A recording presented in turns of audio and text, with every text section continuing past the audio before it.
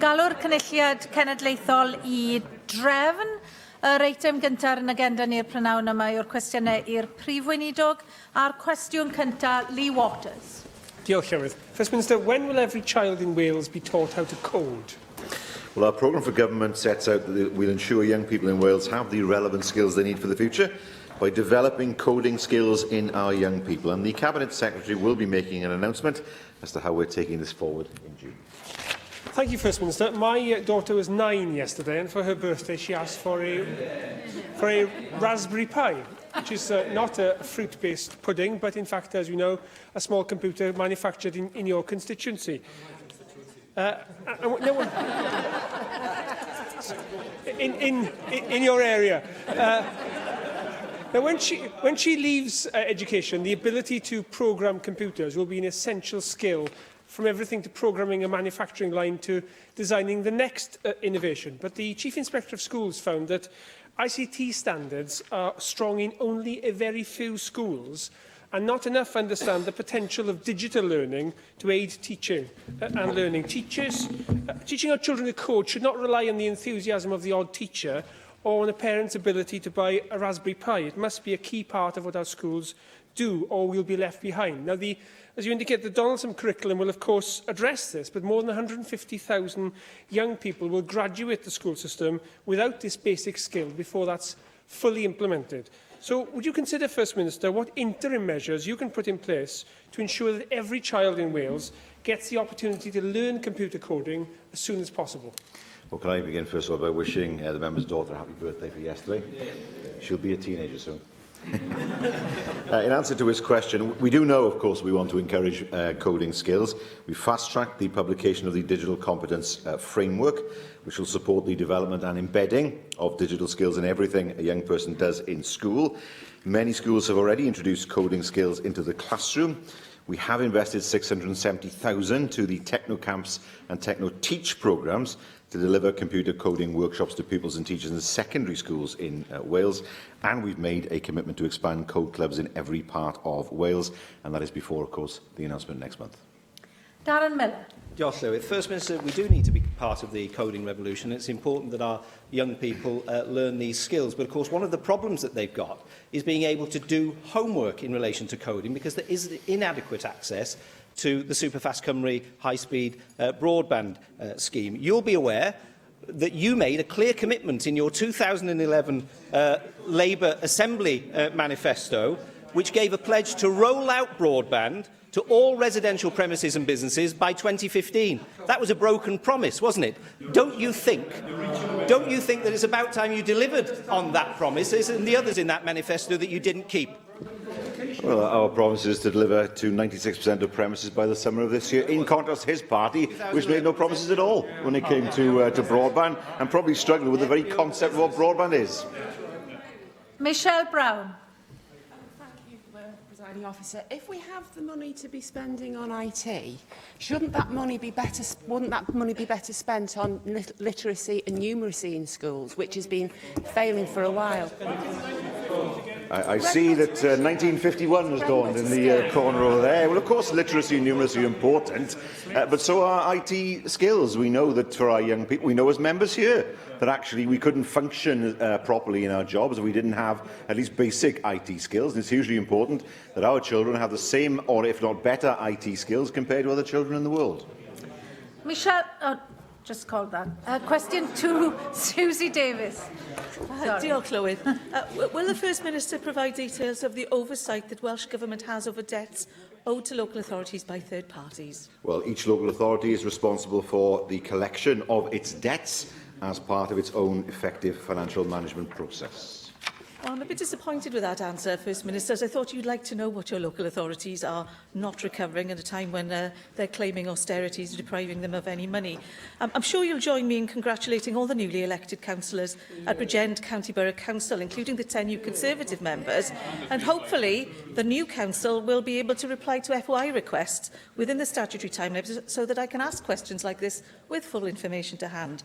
Can you tell me how much unclaimed debt is owed to local authorities, the main sources of those debts, and the reasons that local authorities give you for not pursuing them? Well, I can say that in 2015 to 16, local authorities collected over 97% of council tax billed, the highest level since this tax was introduced. Maintaining full entitlement to support for all eligible applicants via our council tax reduction scheme has helped to mitigate rises in the level of council tax debt in Wales, and we know that council tax in Wales is far lower than in England under a Tory government there. And of course, I can say to the member that collection rates in Wales are now at 97.2%. They are lower in England. Hefyn David. Llywydd, I last saw Councillor Keith Reynolds, leader of Caerphilly County Borough Council, working at his desk some weeks before he died.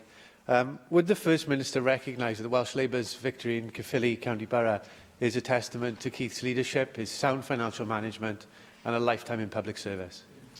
Well, I mean, could I join the member in expressing my regards, of course, to Councillor Keith Reynolds' family. I know the illness was short and in many ways unexpected, and of course, I'm sure that people in Caerphilly would have recognised the work that he and so many others did over the course of the last 5 years. Adam Price.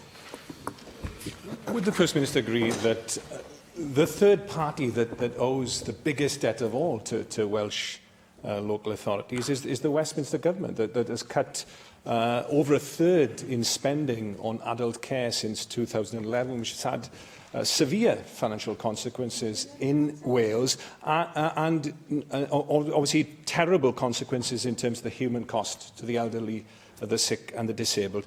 If this callous Conservative government is re-elected, as seems increasingly likely, on June the 8th, we need a plan to defend Wales. Where is it? What is it?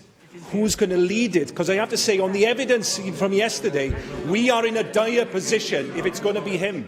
Well, according to last week, it's him. He was talking about the need for leadership. He was talking about himself. We will happily stand up for Wales. We don't want to see a future Conservative government walk all over Wales. And we have stood up for our people, as the election last year showed, and indeed in 2011. The reality is, and he is right to point out the cuts that have taken place, we have lost, since 2010, the equivalent of the entire budget for health in the whole of North Wales. Despite that, we've maintained health spending at 1% above the level in England per head and maintained health and social care spending at 6% per head higher than in England, showing a Welsh Labour government delivering for the people of Wales in the face of Tory austerity. Galw nawr ar arweinwyr y pleidiau I holi'r prif weinidog, arweinydd Plaid Cymru, Llawn. Diolch, Llywydd. You launched your election campaign yesterday talking a lot about unity, but you couldn't bring yourself to utter the name of your leader. Is Jeremy Corbyn still your candidate for Prime Minister? Yes.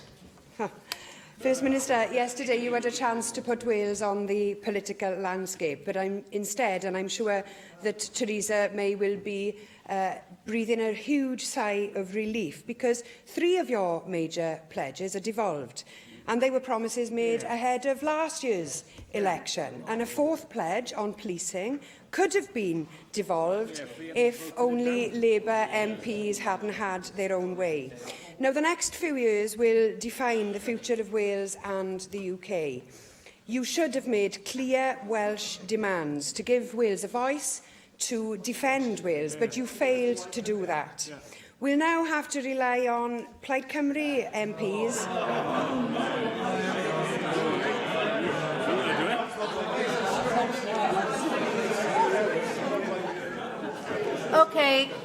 Okay, calm down. Let the question continue. We will now have to rely upon Plaid Cymru MPs to best set out how we can defend Wales. Why did you choose to let Theresa May off the hook? They don't like the slogan standing up for Wales, do they? It's one of the things I've noticed, and I thank the leader of Plaid Cymru for reiterating our pledges that we in Welsh Labour are proud of, and she will find more to come in the manifesto that will be published in due course. They were promises you pledged before the last election. You should have already delivered on some of those pledges. First Minister, the reality is you have airbrushed your leader out of this campaign. You talk a lot about unity, but I believe that you've airbrushed him out of this campaign because you know that Labour can't win. Now you want to make the election about your record, about the record of the Welsh Government. And we all know why you're doing that. And that's why most of your recycled election pledges are within devolved competence. Therefore, then, if you lose this election in Wales, as many polls are suggesting that you might, does that mean this will be a verdict on you? Will it be your fault?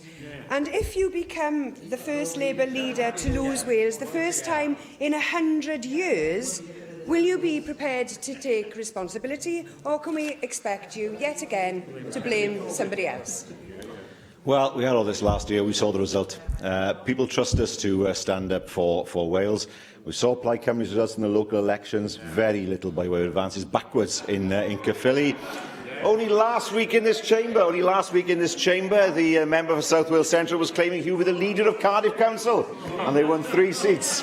3 seats. He is now claiming that he's not here. I know, and I recognise that, but he is claiming that Cardiff West was a great victory for Plaid Cymru. Well, with 3 seats and Labour on 12, I'm more than happy to concede that victory to them, if that is their definition of it. We have an election to fight. We'll all, as parties, put our policies forward to the people of Wales, but above all else, we will be standing up for Wales. Arweinydd yr wrthblaid, Andrew R.T. Davies. Thank you, Presiding Officer. Last week in the news, First Minister, there were some serious concerns raised about the Towel Van report and the progress being made on the reporting system around the Towel Van disaster, I'd call it, where people were actually, as the previous report talked about, being treated like animals and other shocking revelations, and families showing real concern over the progress that the information that's coming back to them to satisfy themselves over the way their loved ones were looked after. And there has been a call for the mortality report to be brought forward, because Betsy Cadwaladr have identified that some premature deaths could be associated to the levels of care that were around the Towel Van unit on Ysbyty Glan Clwyd. And in fact, the head of the Community Health Council in North Wales has called for this report to be made available because it has been finished. Will you, as a government, commit to making that report available, given that Betsy Cadwaladr are in special measures and you are responsible for that health board? We will give full consideration to that on the basis that we want to be as open and transparent as possible. It's what people would expect. And consideration will be given to releasing that report if that's appropriate. Well, the head of the Community Health Council believes it is appropriate, to use his words, so it may stop any of this bad practice appearing elsewhere. We know that report is available. It has been concluded. You are spending £5 million a year additionally running Betsy Cadwaladr because it's in special measures, so you are responsible. When families and concerned clinicians want to see this data so they can fully understand what went on within that unit, why on earth are you not allowing that report to come forward? Because it would add a huge amount of comfort to the families and to the individuals who have heard such horrific stories over the care within that unit. And in particular, I draw your attention to the fact that it has already been said patients were treated like animals. Well, the report is, as I understand it, with the independent overseer, and at the right time, consideration will be given to releasing the report. It's important that as much information as possible is made available to those who have seen their relatives suffer and to those who have suffered, in order that lessons can be learned. I'm really disappointed you're not prepared to give some firm indications of when that report will be available. As I said, this isn't a politician who's saying this report should be made available. This is the head of the Community Health Council in North Wales, along with family members and clinicians. So I'd be grateful if you're not in a position to give an indication of the timeline today, because I've just put that question to you, that you would indicate that you would write to me to allow me to have sight of the timeline that you as a government are working to. I think that's the very least that someone can expect, given the concerns that were raised last week. But also, I would ask you to confirm, are you satisfied with the level of bed capacity in North Wales for mental health patients? Because it has come to our attention that there is the sofa system that is working in North Wales, where a bed isn't available in mental health, people are put on sofas to try and meet the targets. That cannot be right. It is putting vulnerable people in a position where they could be exploited. And how can anyone feel that a sofa system meets the requirement for providing safe and secure bed capacity in the North Wales Health Board area? Well, if the leader of the Welsh Conservatives has evidence of a sofa system as he describes it, I'd be glad to see that evidence. And I will, of course, write to him along the lines that he has asked for, providing him with more information regarding the timescale in terms of any release of the report. Arweinydd grŵp UKIP, Neil Hamilton. The First Minister will know that the Cabinet Secretary for Education's party is standing in this Westminster election on a policy of increasing income tax for people earning as low as £11,000 a year. And the Labour Party nationally is apparently going to stand on a policy of increasing the top rate of income tax from 45p to 50p. Does he agree with the Shadow Chancellor that we have a great deal to learn from Karl Marx and Das Kapital? And does he think that raising the top rate of tax is likely to raise more money? Yes, I do. I think that raising the top rate of tax will raise more money. I don't think that we have much to learn from Das Kapital, for those who've read it and tried to understand what it says, which is not an easy exercise. We stand on a platform of ensuring that those who can afford to pay a little bit more do pay a little bit more in order to ensure that we have the public services that people would expect. So am I to take it from that response that it is now the policy of the Welsh Government, when taxpayers are devolved to us in this Assembly, to follow the Labour Party's manifesto nationally of increasing the top rate of tax in Wales? Because the evidence from the last time that this happened in 2013 was that reducing the tax rate from 50p to the current 45p actually led to an enormous increase in revenue of about £8 billion. So it seems to be rather counterproductive to stand on a policy which increases tax rates and actually reduces revenue and makes it less likely that the Welsh Government will be able to put more money into the National Health Service. As far as the Welsh rate of income tax is concerned, we've already pledged that we will not increase the rate of income tax during the course of this Assembly. I'm delighted to hear that, but whether that means that the First Minister accepts that raising rates doesn't necessarily lead to increasing revenue, offers Wales a great opportunity to make our country into a kind of tax haven within the United Kingdom, which would help us to reverse the economic trends of many, many decades in Wales, and give us a significant advantage in the same way as Southern Ireland has used differential rates of corporation tax to kickstart the Celtic Tiger economy, which was very successful in that country. He raises an interesting point about corporation tax. There's no proposal to devolve corporation tax. What I do know is that tax havens tend to have very poor public services, and in particular they don't have health services, because they can't raise the money in order to pay for those public services. I don't believe that the future of Wales lies in being a kind of replica British Virgin Islands, or a replica necessarily of the Channel Islands. We have a very different model. The Channel Islands don't have, for example, a health service along the model that we would understand. But getting the balance right between revenue and expenditure on public services to the level that people would expect is, of course, a matter for governments to balance. Question 3, Julie Morgan. Thank you. What is the First Minister's assessment of the current state of negotiations with the EU? Static, I think, is the word that I'd use. There's been a tremendous sort of posturing on both sides. I hope that comes to an end pretty soon, so that the task of ensuring a sensible Brexit is taken forward.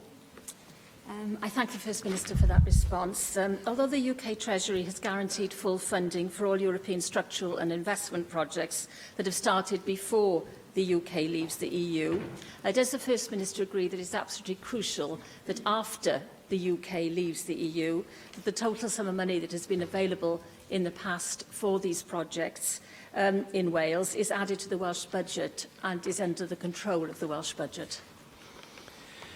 I do. I mean, first of all, we know that structural funds are guaranteed for 2020, farming subsidies guaranteed to 2020, but nothing beyond.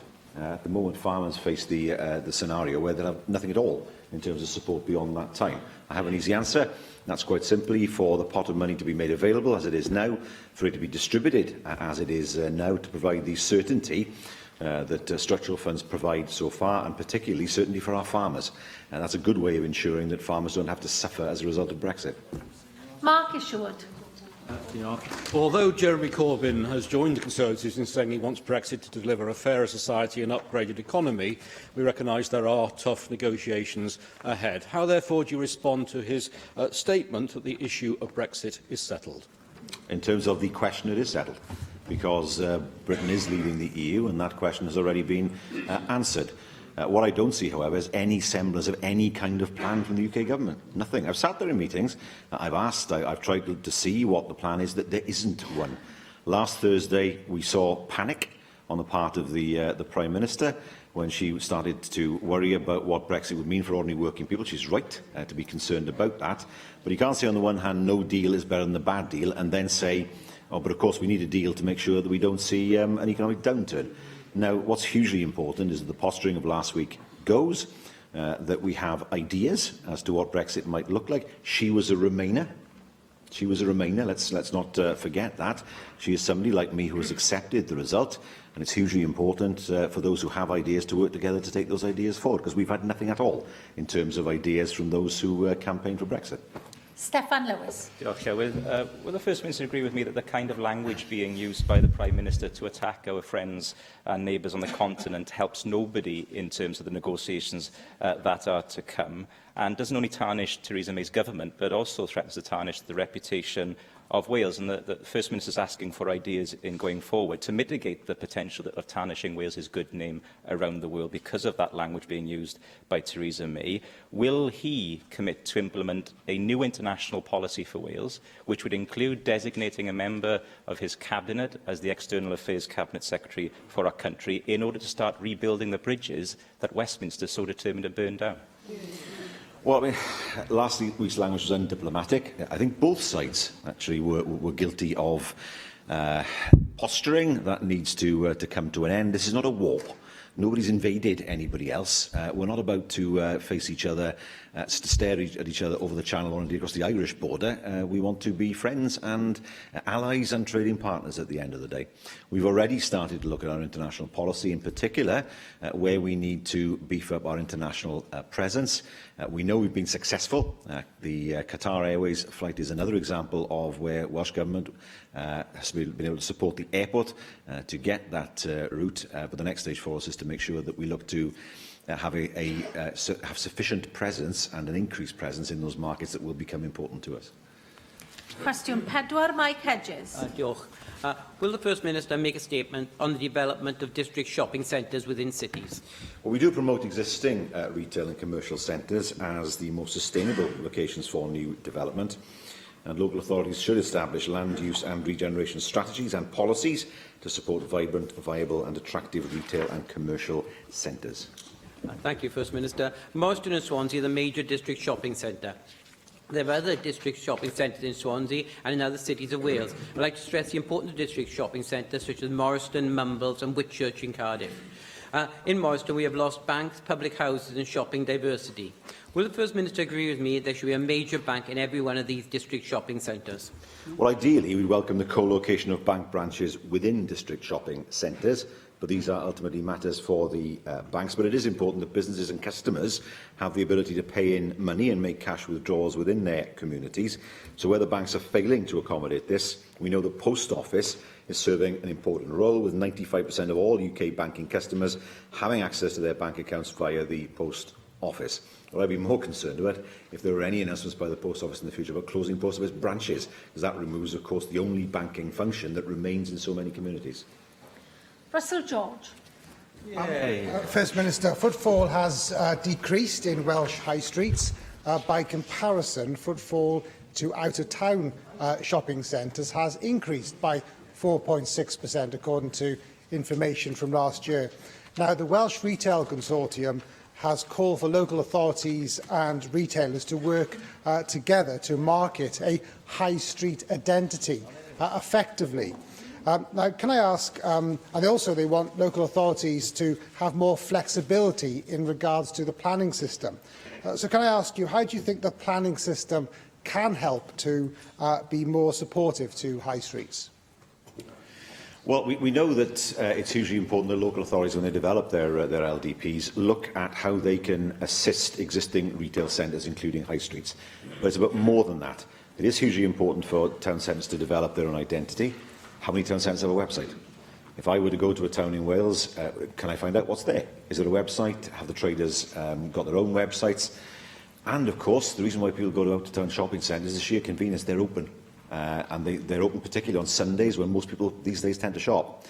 So it's hugely important that high street retailers look flexibly at their opening hours as well. This isn't 40 years ago when people went to shop in the week, in the daytime, and shops were open. In the main, people are shopping 6, 7, 8 o'clock at night. They're shopping on Sundays when a lot of high streets are closed. So there needs to be some flexibility as well with traders to make sure that they align their opening hours. There's a limit to what they can do as sole traders, but to align their opening hours with the work patterns that people have now, not the work patterns people had, say, 30 or 40 years ago. Hugely important as well as part of the LDP process that sufficient room is given in town centres to more living accommodation and more office space. You have the office workers during the day, you've got the footfall during the day to help the retailers. Gareth Bennett. Llywydd. Mike Hedges mentioned the closure of high street banks, and you mentioned post offices. Another important part of district shopping areas is sometimes the local pub. I wondered, was there any update regarding the Welsh Government's talks with CAMRA, I believe, about how to protect community pubs? I have to declare interest as a CAMRA member at this point. It's a tricky issue because we know that in planning terms, it's not difficult to change the use of a pub to another commercial or retail use. That said, of course, quite often pubs are not sold and they become derelict because they're empty after a while. So it's not an easy issue to resolve. We know, even CAMRA itself recognises there are still too many pubs, given people's current social habits. What's hugely important is to be able to work with the market-leading pubs. There are many of them, some small, some big, in order to provide a good example to others. But ultimately, it's a question of ensuring that the pubs are able to offer the widest range of services possible to customers. I've been to countries where the pubs double up as shops. Wales, actually. I think Cymru is one example where the pub is also, in Aelodau'r, where the pub is also a shop. So looking at ways in which pubs can also act as business hubs in communities where the local shop can be, possibly the post office. And that's one way forward to ensure the pubs have a viable future. Question 5, Vicky Howells. Will the First Minister outline the actions the Welsh Government is taking to improve the mental health of people in Wales? Well, Together for Mental Health, our cross-government mental health strategy and the related 2016 to 19 delivery plan sets out our priorities for improving the mental health and well-being of people in Wales. Thank you. 2 weeks ago, I was proud to speak alongside the Health Secretary at the first year celebrations of Valley Steps, a community project which seeks to improve emotional well-being through mindfulness and stress control courses. Now, Valley Steps has helped nearly 2,000 people during their first year, and Mental Health Awareness Week seems an appropriate time to celebrate their success. With 1 in 4 people experiencing mental health issues, what best practice can the Welsh Government draw from Valley Steps and promote amongst other health boards across Wales? Well, Valley Steps is an innovative approach. It aims to improve mental health and reduce antidepressant prescribing. And I do congratulate them on reaching their first anniversary. And we are keen to spread the word of innovative models such as this to encourage similar collaboration to support people with mental health problems. And that work then will inform, of course, new initiatives, including the development of the Wellbeing Bond and the social prescribing pilots. So we'll consider the work of organisations such as Valley Steps in order to ensure that what we are doing is strengthened as a result of looking at their experience. Angela Burns. First Minister, a number of deaths by suicide have occurred in the recent past in schools in my constituency. Now, earlier this year, the Prime Minister of the United Kingdom made an announcement that every secondary school in England should be offered mental health first aid training, which teaches people how to identify young people who might be developing a mental health issue. And this policy has been very well received by charities and professionals. Especially, and we must remember that many young people do struggle with issues such as anorexia and self-harming, as well as suicidal thoughts. And I just wondered, First Minister, if you might consider a similar initiative to go on in our schools to try to prevent these wasteful deaths. Well, I did note the Prime Minister's announcement recently, which talked about having somebody in every school in England and Wales. I know that was a mistake on her part, and the idea behind what she suggested is one worthy of examination. But of course, what I remind the member is we have a counsellor in every secondary school in Wales already, able to provide that service. I think the trick is not just to provide the counsellor, but to ensure that young people feel able to go and see that counsellor. And that's a more difficult nut to crack.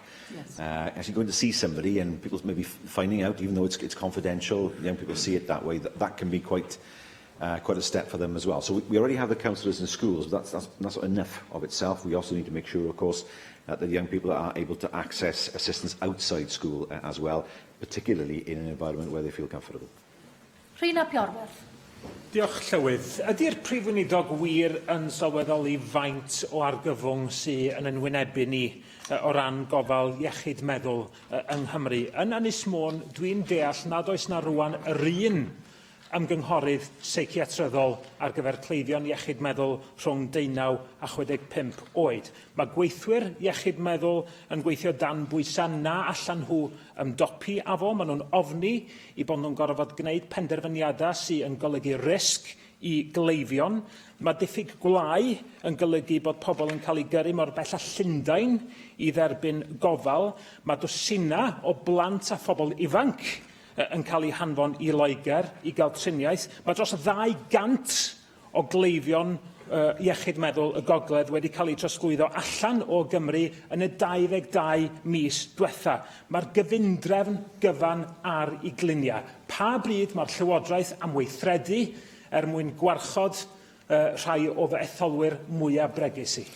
Dwi ddim yn derbyn y ffigurau mae'r aelod wedi dweud yn y Siambr. Mae wedi gyntaf bod cyllido I iechyd meddwl wedi mlaen I 629 miliwn yn y flwyddyn ariannol I ddod. Hwnnw wrth gwrs wedi cael I warchod hefyd.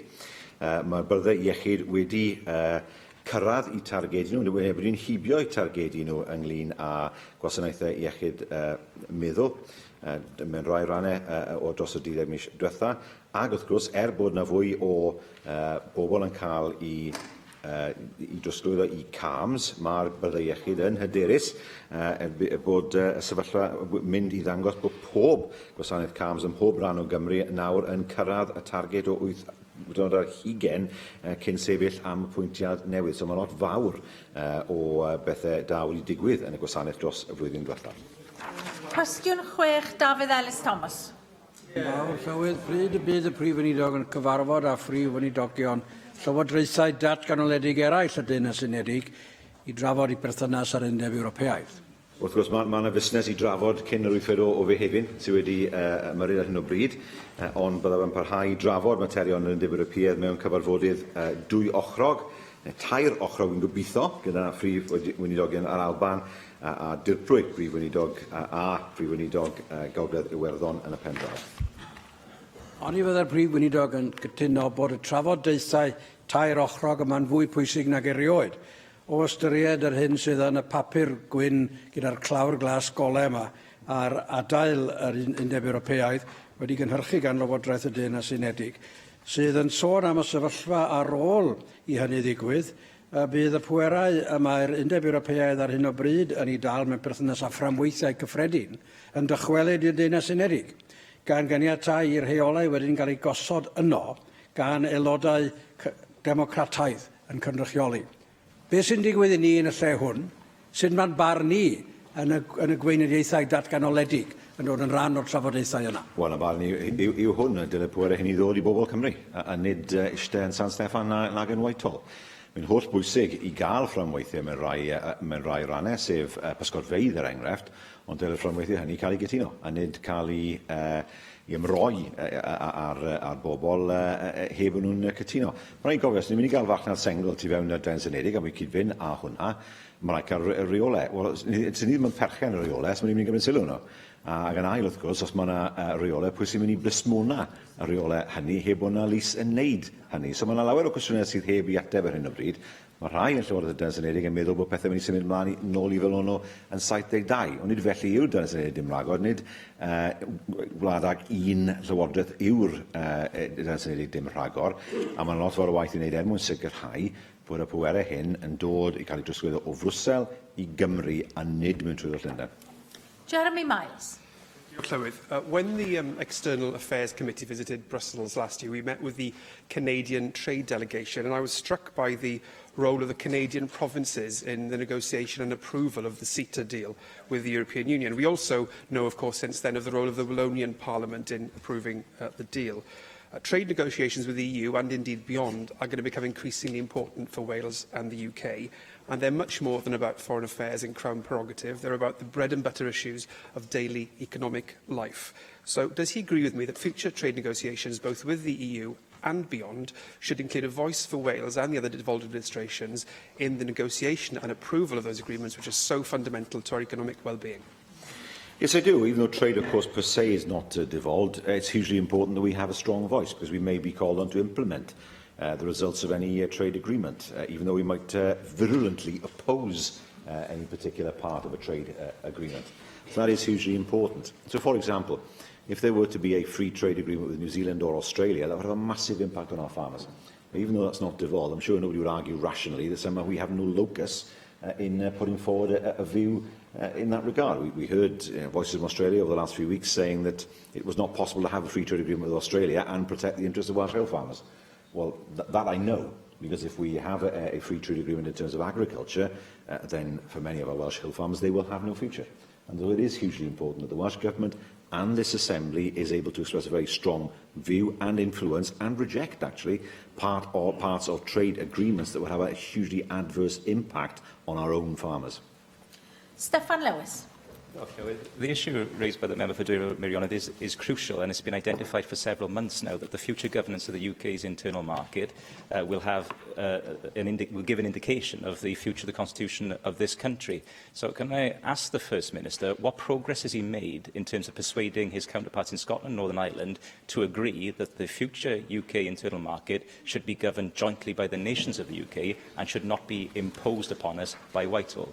There are differing views amongst the governments. The view in Scotland is basically, well, independence will resolve the issue.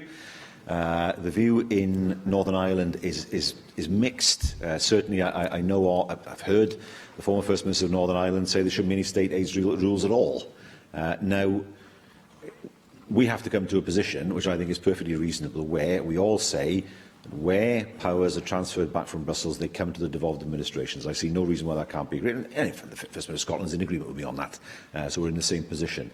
My view is, and I've not heard a voice dissenting from this, that if we are to have an internal single market, the rules have to be agreed and they have to be policed by an independent adjudication body, not by the UK government. How can the UK government police it anyway? If we decide to ignore them, there's nothing they can do. Now, that's in nobody's interest. We have to have a clear system. We have to have faith in a system that is seen as genuinely independent, not as we have now in the JMC dispute resolution process, where if there is a dispute between ourselves and the UK Treasury, ultimately it is resolved by the UK Treasury. You know, those days have to go. This can be done perfectly sensibly and perfectly properly in order to safeguard the interests of Wales. Question 7, Steffan Lewis. Will the First Minister make a statement on pupil and student safety on foreign field trips? Yes, up-to-date advice for trips is produced by the Foreign and Commonwealth Office. That advice is also signposted in the All Wales Guidance for Education Visits, written by Outdoor Education Advisors Panel for Wales and the Health and Safety Executive, and that is accessible from the Welsh Government's website. On several occasions, I've implored upon the Government to intervene further in the case of Glyn Summers, who lost his life on a foreign college trip to Spain. Glyn's parents, with great dignity, have demanded full transparency in terms of the woeful investigation that followed their son's death, and they believe that there should be an automatic right to an independent investigation in such circumstances. In his last letter to me on this matter, the First Minister said he did not believe there is anything further that he can do with regards to their concerns. But since then, the Public Services Ombudsman has found that the investigation into Glyn's death was flawed. The Ombudsman has called on the local authority to apologise to Glyn's parents and has further called on the Welsh Government to review its policies further. Will the First Minister say sorry, and will he reconsider his opposition to the right to a full and independent investigation into death and serious injuries on foreign field trips? Well, the member misrepresents the position that I gave. First of all, it was an awful event that occurred, and it's been a very hugely difficult few years, as we can all imagine, for Glyn's parents. The matter has rested with the Ombudsman. The Ombudsman has now reported. There are recommendations for us as a government, and we will, of course, take those recommendations exceptionally seriously. The issue for me was there anything else that we could do as a government that would add to what the Ombudsman has already found as part of his investigations? I will keep that as an open question, because I think these things have to be looked at hugely carefully. And as a result of the Ombudsman's findings, I'll look once again to see whether there's anything more that can be done following the report itself. Hefin David. I'd like to echo Stephen Lewis's concerns and also offer my condolences to the family of Glyn Summers. I think the question is, how can the Welsh Government ensure that schools are able to reflect on occurrences, those rare occurrences when something adverse happens on school trips? And the First Minister said he'd keep it as an open question. Would he be willing to elaborate on how schools can learn from each other in these circumstances?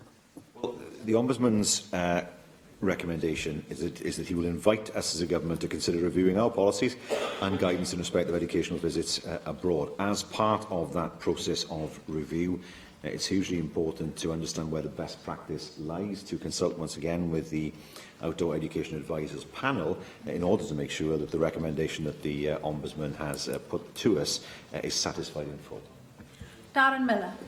So I share the concerns which have already been expressed in the Chamber and, of course, the sympathy to the family of Glyn Summers. But would you agree with me, First Minister, that we need to get the balance right here in respect of any changes that might need to be made going forward to improve the risk and risk assessment processes regarding school trips, because we do want people to be able to access an enriched educational experience by taking part in trips. So it's important that any changes to Welsh Government guidance, any local education authority guidance, or indeed any regional consortia guidance, is something which doesn't prohibit trips from taking place, and that it's fair and proportionate to all those taking part.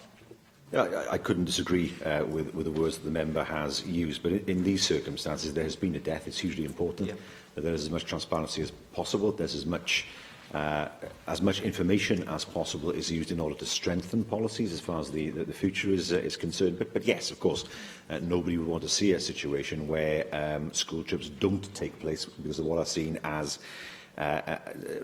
regulations that are overly burdensome. But it is important in the circumstances that we've outlined today that a full investigation leads to a full set of recommendations in order to minimise. We can never remove risk. It's impossible. Life is not like that. But to minimise any potential risk in the future. Question 8, Michelle Brown. Thank you, Presiding Officer. Following the enactment of the Wales Act 2017, what further powers should be devolved to Wales? Those powers are to be found in our draft Government and Laws in Wales bill, which we published. Okay, thank you for your answer. I note that earlier you pledged not to increase income tax during the term of this Assembly, but will you also pledge to use your devolved powers to reduce costs to businesses so that employers can start being attracted to Wales and providing much-needed jobs? I'm not sure what powers she's referring to. Many of the issues she refers to are not devolved. Business rates are, that's true. But in terms of issues such as national insurance or corporation tax, they are not devolved. We know we'll see some devolution of income tax in the course of the coming year. But from our perspective, we have a very good record. We have an employment that's lower than England, Scotland and Northern Ireland. And of course, we've just recently had the best figures for foreign direct investment for 30 years. Nick Ramsey. First Minister, as Michelle Brown has just said, the Wales Act, the current legislation, will of course deliver a range of new fiscal powers for the Welsh Government, range from borrowing to income tax powers and stamp duty. Whatever you want to do with those taxes in the future, whether you want to leave them where they are, raise them or lower them, will be dependent on a strong Welsh Revenue Authority. And that's currently in the process of being set up, and the Finance Committee has been looking at that. Are you happy with the progress being made with the development of that authority? And what mechanisms do you have in place to make sure that that progress keeps on track? Because it's clearly vitally important. We have no concerns about the progress of the Welsh Revenue Authority. We know that it will be in place in good time for next year. Of course, we need to ensure that when taxes are devolved, there's an authority in place to make sure those taxes can be collected. We've understood that there's a pressure on government, and that pressure we have met. And we're confident that when the time comes next year, the Welsh Revenue Authority will be in place and ready to start its work. Di Lloyd.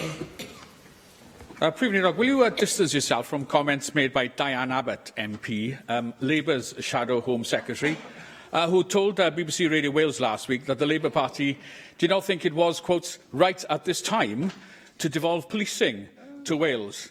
Have you asked Diane Abbott why she feels that the Welsh Government, uniquely, is less capable than the Scottish and Northern Ireland executives in terms of delivering police services? The Welsh Government, packed full of Labour elected representatives, as I'm sure you're aware, whereas in fact the Scottish and Northern Ireland executives have no such lumber encumbrances. I'm fully aware of the fact that the people of Wales decided that there should be a Labour-led government in Wales last year. I thank you for reminding me of that. I do not agree that policing shouldn't be devolved. Policing should be devolved. There is a debate in this chamber tomorrow afternoon when the issue will become clear in terms of the way that votes occur. There is no reason at all, not at all, why policing should be devolved to Scotland and Northern Ireland, should be devolved to Manchester, to London, but not to Wales. There is no rational reason for that to be the case. We know that there will need to be cooperation in terms of counter-terrorism. There are some issues that need to be dealt with at the UK level. When it comes to community policing, why is it that Wales is seen as a second-class nation by the Tories? Diolch i'r Prif Weinidog. Yr eitem nesaf ar yn agenda ni yw'r datganiad a chyhoeddiad busnes, a dwi'n galw ar arweinydd y tŷ Jane Hutt I wneud ei datganiad. Diolch, Llywydd. I have two changes to report to timing of business this week. I've reduced the length of today's debate on stage 3 of the Public Health Wales Bill to 120 minutes, and likewise Council General questions tomorrow has been reduced to 30 minutes, and business for the next 3 weeks is as shown on the business statement and announcement found among meeting papers available to members electronically. Andrew Arty-Davies. Thank you, Presiding Officer. Leader of the House, I'm sure you'll join with me in congratulating the many local councillors who have been elected across the length and breadth of Wales, but in particular the ones who have been elected in the Vale of Glamorgan, and in particular from the Conservatives, who now make us the biggest group on that particular council, and hopefully looking forward to an exciting 5 years in the Vale of Glamorgan. One of the issues, I hear the member for Blaenau Gwent chuntering away there. I don't think he had a particularly good night on Thursday. One of the big issues, as you'd be aware, as a constituency member for the Vale of Glamorgan, was the Barry incinerator. And this time and time again came up in the local elections on the doorstep in Barry, and there was widespread concern, in particular, around the need for an environmental impact assessment, which wasn't undertaken at the time, and that was allowed through by the council, and also the ability for the Health Board to do a full assessment, Cardiff and Vale Health Board, to do a full assessment of the health implications, given that Barry as a town has a higher than average national incidence of asthma within the community there.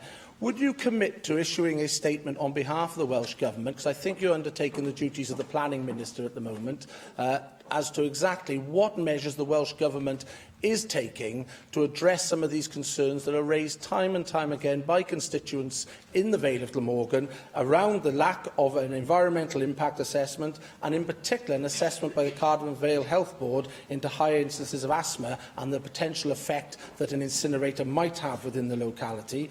And above all, the role that NRW are now playing in assessing the licensing of the plant, where many people do call into question the ability and the robustness of that system to actually meet and address local concerns.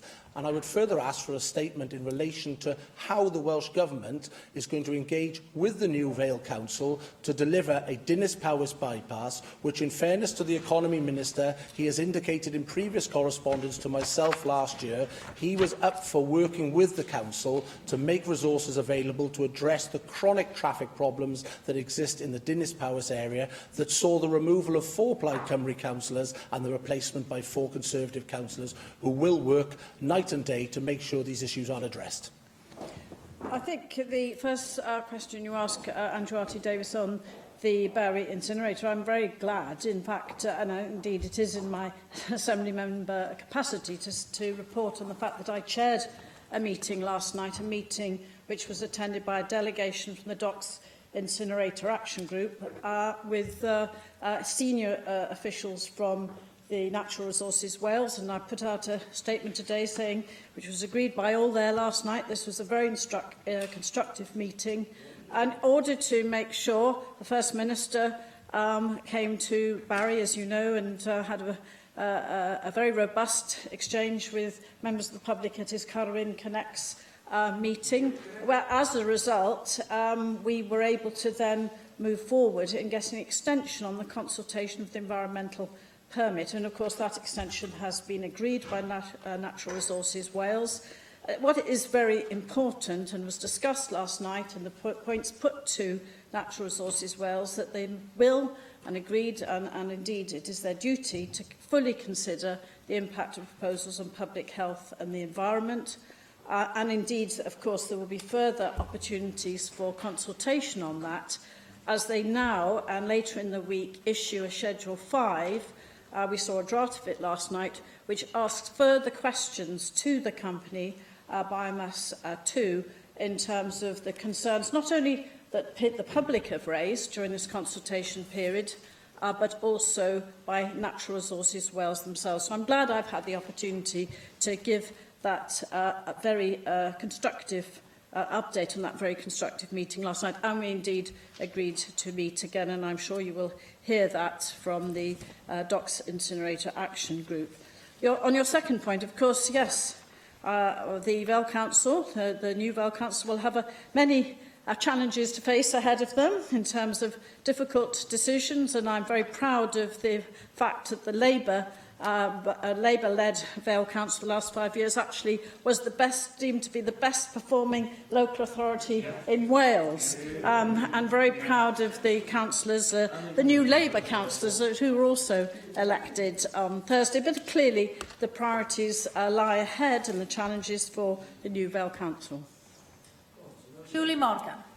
Thank you, Presiding Officer. I'm sure many members saw the Conservative Party's targeting of key regional publications all over the UK last Friday, including newspapers in North Wales and in the South Wales Echo, with paid-for front-page advertising wraps, which gave a misleading impression of political bias towards the readers. So could the Leader of the House arrange for a debate on electoral coverage in the print media and the need for balance and fairness in reflecting Welsh politics? I think many of us have had to suffer these wraparounds that have appeared in many of our constituencies across the world. I will make some very factual points about the fact that political advertising isn't covered by the Advertising Standards Authority. It's not permitted, as members will be aware, on television under the Communications Act 2003, but is allowed in print. It was covered by the ASA until 1999, when the Committee on the Advertising Practice decided to exclude it. And also, the Human Rights Act 1998 led to concerns about controls on freedom of political expression. But I think the crucial point as well that has to be made, costs of advertising must be declared in central party election returns to the Electoral Commission. So that is an important point for public scrutiny. But none of those factual points mean that there shouldn't be a debate on this issue, of course. And if there was widespread support for that, from that across the Chamber, I think we would want to move forward, because clearly the need for balance and fairness in reflecting Welsh politics is what we all seek to achieve. David Rees. Leader House, last week we had a statement from the Cabinet Secretary for Communities and Children highlighting the statistics regarding grass fires across Wales and the reduction we saw. And that's very welcome news, but 2 days later there was a huge grass fire within my constituency which damaged a lot of the Mynyddinas areas. Can you also join me in thanking the firefighters for the work they did, that the efforts they put in made sure that the fire was controlled and maintained and that no property was damaged. But can we have a statement from the Cabinet Secretary and perhaps in discussions he's had with the fire and rescue services as to the strategies they put in place to ensure we keep that down to a minimum, and when one occurs, how we respond to that to ensure minimum no damage is done. On the second point, this morning we actually received a statement from the Cabinet Secretary for Health, Wellbeing and Sport regarding nurse training here in Wales, and I very much welcome the announcement of additional year of nurse bursaries to support the development of nurses here in Wales compared to what's happening in England. But can you actually have a statement from the Cabinet Secretary, perhaps as to look at the other areas which we need to look at, is the specialist nurses in paediatrics, mental health, neonatals, and what government is going to do to support them in those areas. And perhaps he can actually add on whether he will then further support the bursaries for the nurses, because he's only done it for 1 year, and it would be nice to see it actually committed for the remainder of this Assembly term. And on a final point, the Cabinet Secretary for Economy and Infrastructure, can we have a statement from him on steel? Last week we had the news that IG Metall, the trade union in Germany, was very concerned about the possible merger between ThyssenKrupp and Tata, and as such that merger might fail. Could we have a statement as to what discussions he's having with Tata to look at the implications for steel making here in Wales and what will happen to us Welsh steel plants? Three important questions from David Rees. In response to your first question, yes, the Cabinet Secretary for Communities and Children did issue a statement last week following a number of very serious grass fires, and I think we need to firstly start by thanking the firefighters for their courage and bravery, particularly not just in terms of the most recent fire that unfortunately occurred, but across Wales and affecting so many of our constituencies. It is a difficult one in terms of fire and rescue services, fully engaged, as you could see from the statement by the Cabinet Secretary, in addressing the way forward in terms of prevention as well as control. I think your second point is very important in terms of part of the announcement by the Cabinet Secretary for Health and Wellbeing of a major new recruitment campaign launched to increase the number of nurses in the Welsh NHS, which everyone would welcome, I'm sure, across this chamber.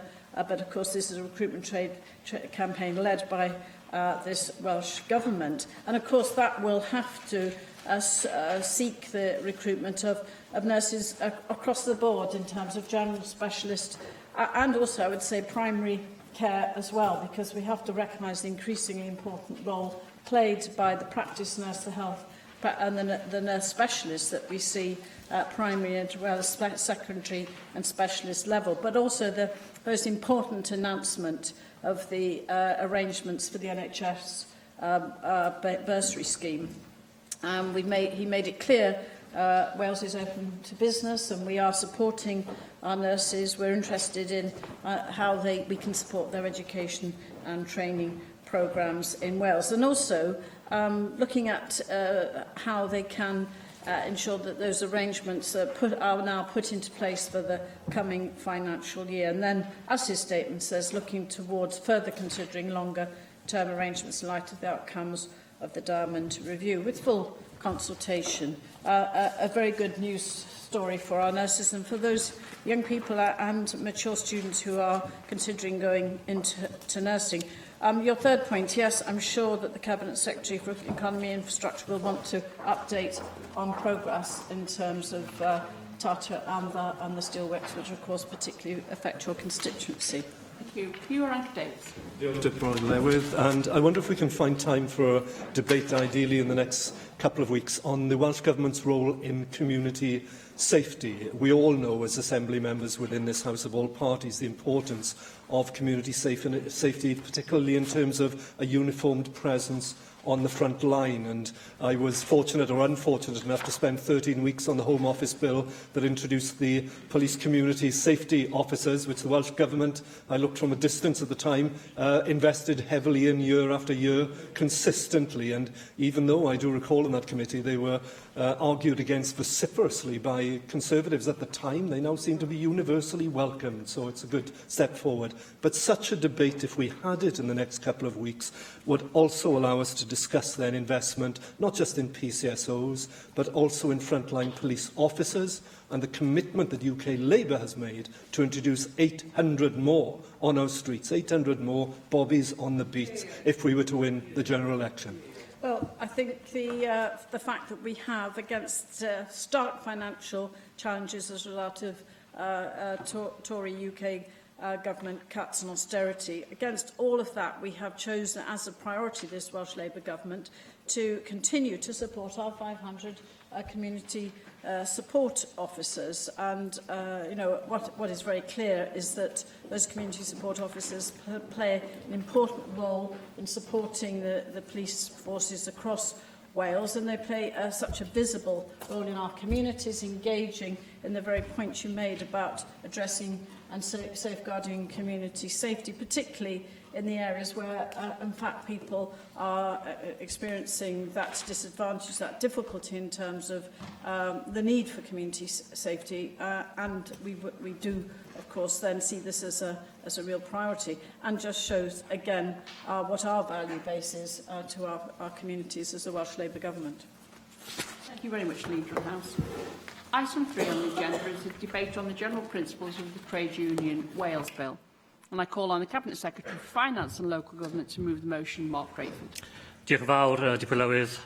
Hoffwn I ddechrau trwy ddiolch I gydaraddion y Pwyllgor Cymunedau, Cydraddoldeb a Llywodraeth Leol, a'r Pwyllgor Materion Cyfansoddiadol a Deddfwriaethol, a mae gwaith wrth i ni nhw craffu'n fanwl ar y bil drwy gydol cyfnod 1. Hoffwn ddiolch hefyd I cadeirydd ac aelodau'r Pwyllgor Cyllid. A hoffwn I hefyd ddiolch i'r randdeiliaid a'r partneriaeth cymdeithasol sydd wedi cymryd ran yn y proses graffu gan roi tystiolaeth ysgrifenedig a llafar i'r Pwyllgor a chyfrannu at ein hymroddiad a ddefnyddio gweithwyr asantaethiau yn ystod gweithredu diwydiannol. Llywydd, I set out the purposes of this bill on introduction in January and do not intend simply to go over the same ground this afternoon. In summary, the bill will disapply a number of provisions in the UK Government's 2016 Trade Union Act, ensuring that they do not apply to devolved public services. These provisions include check-off, facility time and ballot thresholds. We do that in order to defend and promote the successful model of social partnership in Wales, carefully and consistently developed by successive Welsh governments involving 3 different political parties elected to the National Assembly since 1999. For the avoidance of doubt, let me also place on record again that this bill will be unaffected by the commencement of the Wales Act next year. This bill has been introduced and will be enacted under the current devolution settlement. Provided a bill has reached the end of stage 1 by the time the Wales Act is commenced, it can proceed through this Assembly. Under the current timetable, this bill, if it succeeds, will have not simply reached the end of stage 1, but will have reached royal assent before the Wales Act comes into force.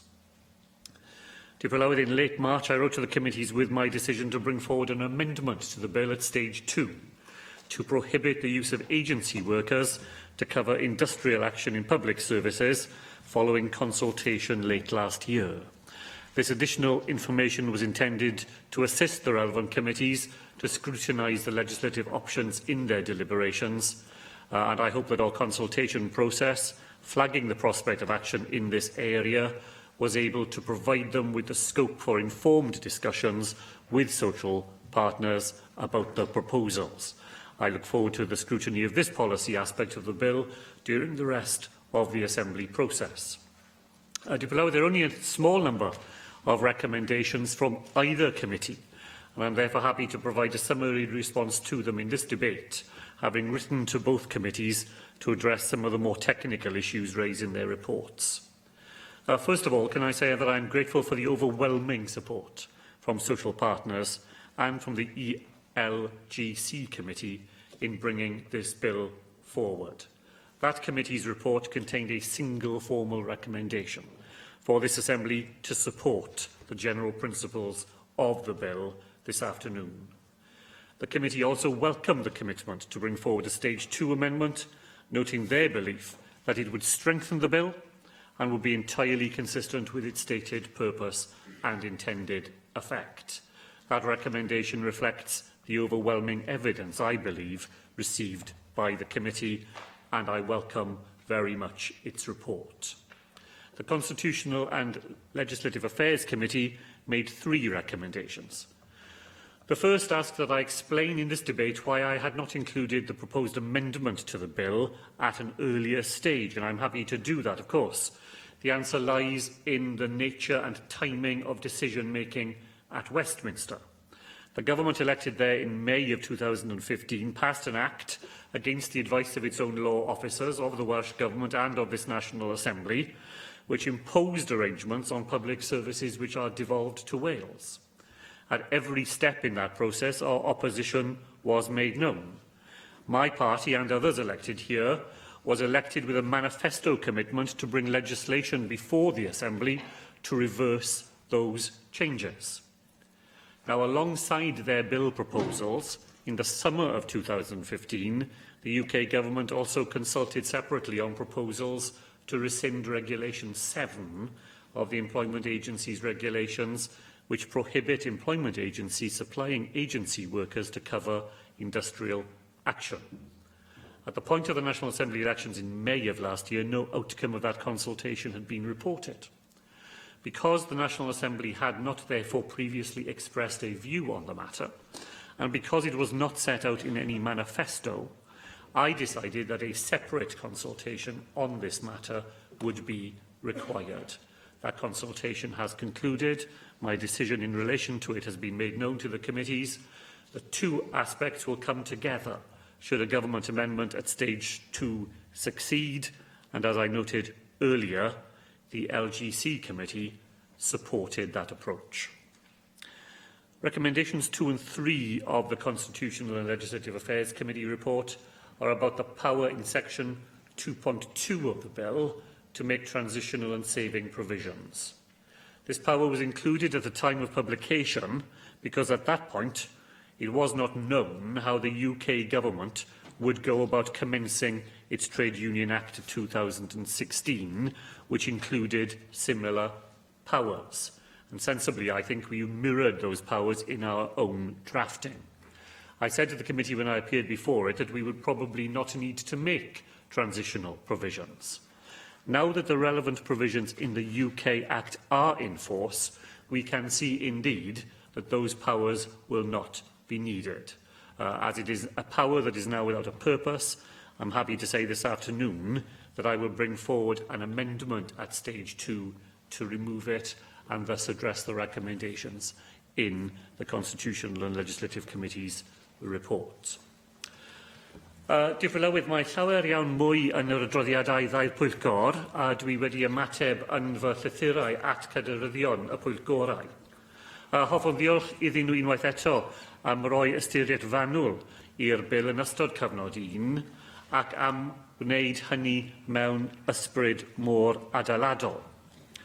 Fy mod yn disgwyl i'r bil achosi rhwng y pleidiau yma yn y Siambr, yr hyn sy'n glir oddi wrth y tystiolaeth a gafwyd gan randdeiliad a phartneriad cymdeithasol yw bod consensws hethol o blaid y bil. Mae'r ymateb o brynhawn yma yn cael ei gwneud yn ysbryd y consensws hwnnw, a dwi wedi mynd ati hefyd i ymdrin ag argymhellion y pwyllgorau ger bron yr aelodau. Fel yr argymhellwyd gan y Pwyllgor Cymunedau Cydraddoldeb a Llywodraeth Leol, dwi'n gofyn i'r aelodau'r cymeradwyo'r bil prynhawn yma. Yn y ffordd yma, allwn ni fedru parhau i fynd i'r afael ag unrhyw faterion yn ymwneud â'r gweithlu drwy gweithio ar sail partneriaeth cymdeithasol gan ddarparu gwell gwasanaethau cyhoeddus i dinasyddion Cymru. Diolch yn fawr. Thank you very much. And I'll call on the Chair of the Equality, Local Government and Communities Committee, John Griffith. Diolch, Llywydd. I'm pleased to be able to contribute to today's debate as Chair of the Equality, Local Government and Communities Committee. I'd like to thank all those who provided evidence to the committee to help inform its work, including those who took time out to attend our focus group discussions. The UK Government's Trade Union Bill, introduced at Westminster in 2015, aroused considerable controversy and heated debate. In carrying out our scrutiny, of the Welsh Government's Trade Union Wales Bill, we consulted widely with stakeholders and sought a range of views, including those of organisations who publicly supported the UK Government's legislation. We focused our efforts on testing the Welsh Government's assertion that the provisions in the Trade Union Act that the bill seeks to disapply would have an adverse impact on the social partnership in Wales and on the effective delivery of devolved public services. We find ourselves in the unusual position today of presenting a report which contains a single recommendation, that the Assembly agrees the general principles of the bill. This recommendation, supported by 7 out of 8 committee members, is based on the overwhelming support for the bill in the evidence we received. It is unusual for a committee not to be recommending amendments at stage 1 scrutiny, but that is the case. Technically speaking, the bill is straightforward. It disapplies specific provisions of the 2016 Act to devolved Welsh authorities. It does what it needs to do simply and, we believe, effectively. The bill itself is a short bill of 3 sections, but we know that the length of a bill is no marker for its importance, and this bill is no exception. On the contrary, we heard that without this bill, the 40% ballot threshold, which is already in force in Wales, combined with the future changes to check-off and facility time, pose a real and imminent threat to social partnership. It is this social partnership that respondents told us is essential to the management and delivery of public services in Wales, particularly in the face of continuing financial challenges and ongoing transformational change. It is this social partnership that the NHS in Wales told us had supported the development of effective and mutually beneficial solutions to significant challenges, which the service had addressed. And it is this social partnership that local government told us had played a significant part in ensuring that service continuity has been at the heart of some difficult decisions in recent years. It is unsurprising, then, that those organisations directly responsible for delivering services to our communities were keen for this social partnership to be preserved. They firmly believed that the bill was needed to ensure this. To Pwyllwyd, I will speak briefly about the bill's substantive provisions. There was widespread support in evidence for disapplying the restrictions in the 2016 Act on check-off. Respondents reported that check-off arrangements were well established, efficient, of benefit to all parties, and were of minimal cost to employers. At best, restrictions are likely to be an inconvenience for trade unions and employers. At worst, they could result in the withdrawal of check-off, which would ultimately weaken density of union membership and hinder unions' ability to cooperate effectively as social partners. The restrictions single out trade union subscriptions from other payments made by employers on behalf of employees. They are unnecessary, unwarranted, and we see no valid reason to apply them to devolved authorities in Wales. We heard that access to facility time is essential to enable trade union representatives not only to carry out their duties around individual representation and collective bargaining, but to engage in the wider public service improvement agenda. We also heard compelling evidence about the benefits of facility time and the associated potential cost savings. This leaves us in no doubt that facility time is a prudent investment in public services and should be viewed as such. If trade unions are to continue to operate effectively as social partners and to contribute to the improvement agenda, then the existing arrangements for facility time must be safeguarded. It is clear that the crux of any successful partnership is a balance between partners. The 40% ballot threshold will undoubtedly undermine the ability of trade unions to engage with employers as equal partners. The right to undertake industrial action is an important element in the principle of collective bargaining. Without this right, or in the case of the 2016 Act, where this right is inhibited by means of the additional ballot threshold, it will be much more difficult for unions to negotiate on behalf of their members. We do not believe that this is in the best interests of partnership working.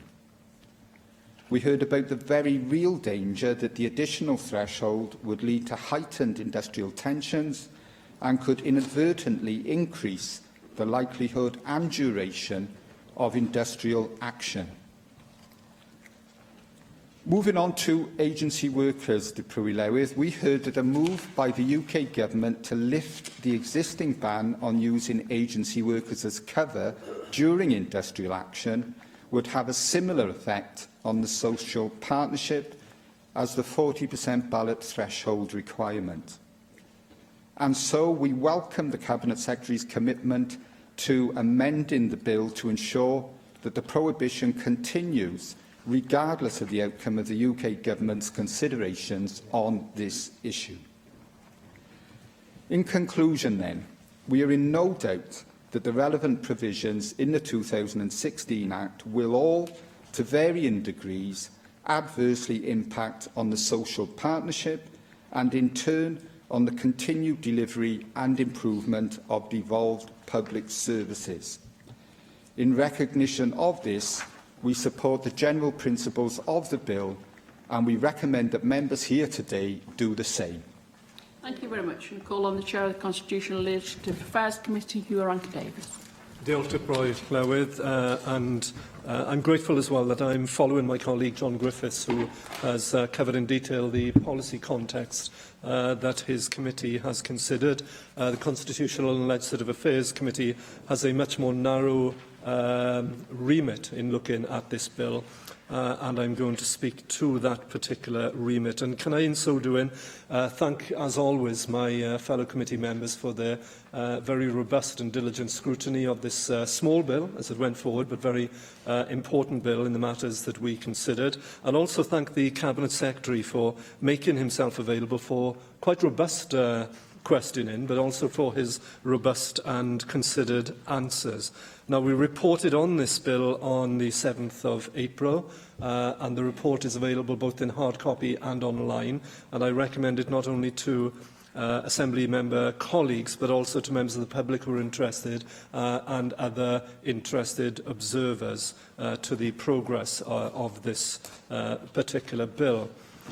When we reported on the bill on the 7th of April, we made 3 recommendations to the Cabinet Secretary, and I'll go to those in detail, but before doing so, if I could quickly make some general remarks which are important on the clarity of our consideration of this particular bill. As with our scrutiny of all bills, we consider matters relating to the competence of the National Assembly. However, in doing so, and as we state in our report, it is not our role to express a view on whether a bill is within or outside the legislative competence of the National Assembly. Rather, it is to highlight any issues that Assembly members may wish to take into account in deciding whether to agree to the general principles of the bill or to table or support amendments during the later stages of scrutiny. So on this bill, we explored the Llywydd statement on competence that she is obliged to provide with the Cabinet Secretary. And as part of her statement, the Llywydd indicated that while the bill was, in her opinion, within the Assembly's competence, she noted that the issues were not straightforward and that her consideration was, in her words, a finely balanced one. Now, our report highlights the evidence we took from the Cabinet Secretary and the questioning and the evidence we heard, and I hope that that will be helpful to Assembly members in making their decisions on this bill.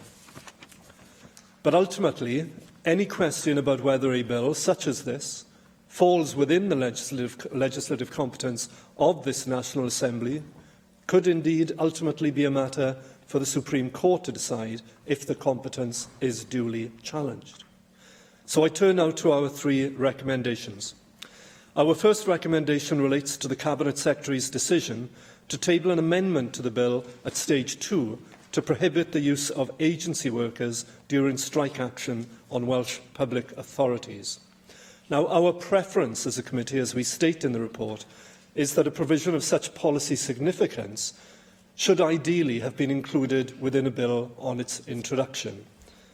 Including the provision on its introduction would have allowed the Cabinet Secretary to take account of a committee report that explores and considers the views of stakeholders on the use of agency workers during strike action. And whilst we do acknowledge that the Welsh Government undertook its own consultation on this specific proposal, as the Cabinet Secretary has outlined today, such a consultation is a different process from a committee of the National Assembly engaging with the principles and the actual wording of a bill as part 1 of the Stage 1 legislative scrutiny process. So our first recommendation sought an explanation from the Cabinet Secretary about why the bill did not include a provision on its introduction about the use of agency workers during strike action. And in a similar vein, we asked why the bill could not have been the subject, perhaps, of a short delay to accommodate such a position.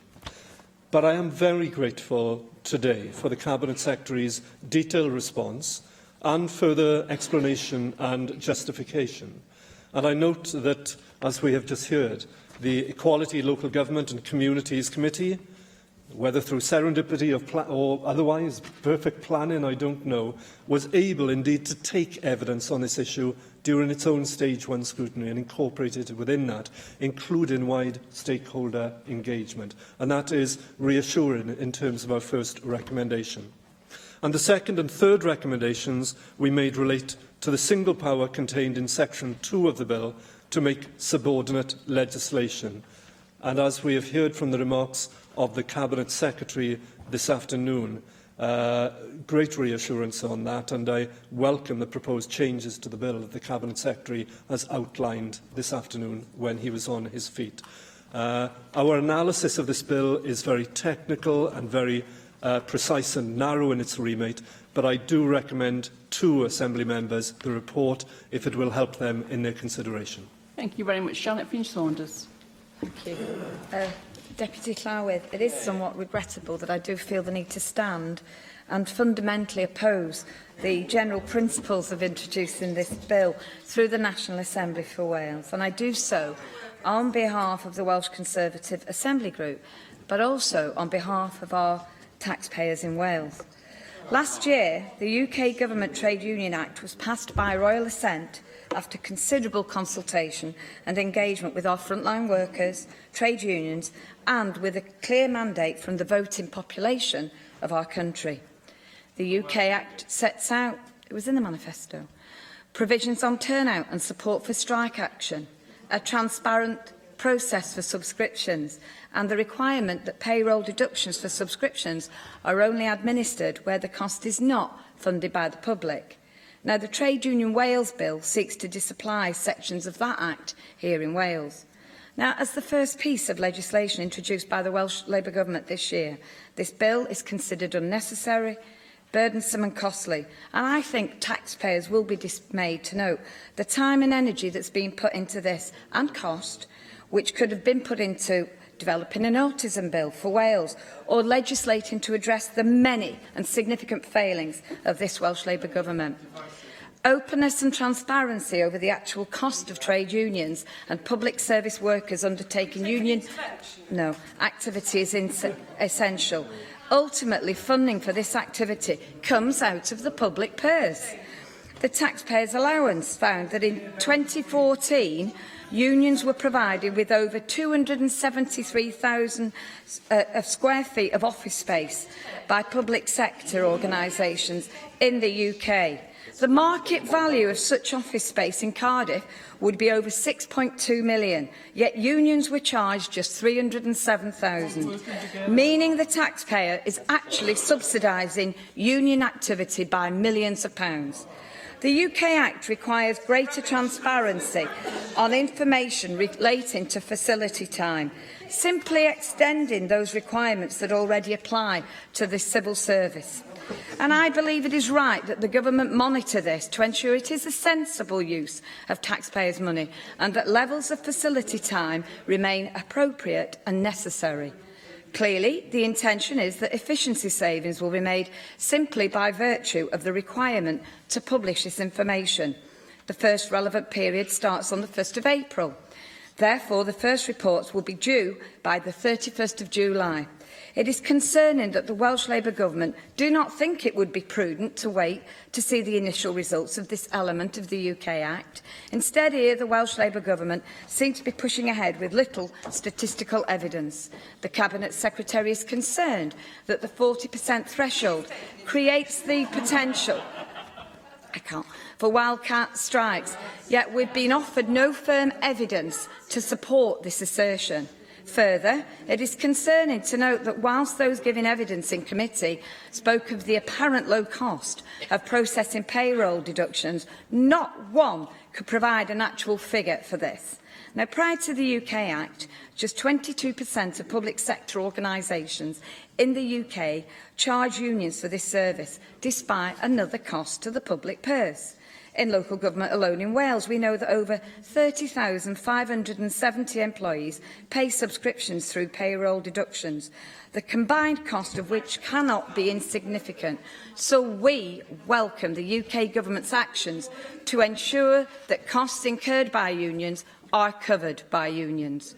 The UK government legislation also recognises there are sectors in which industrial action has a wider impact on members of the public that is disproportionate and unfair.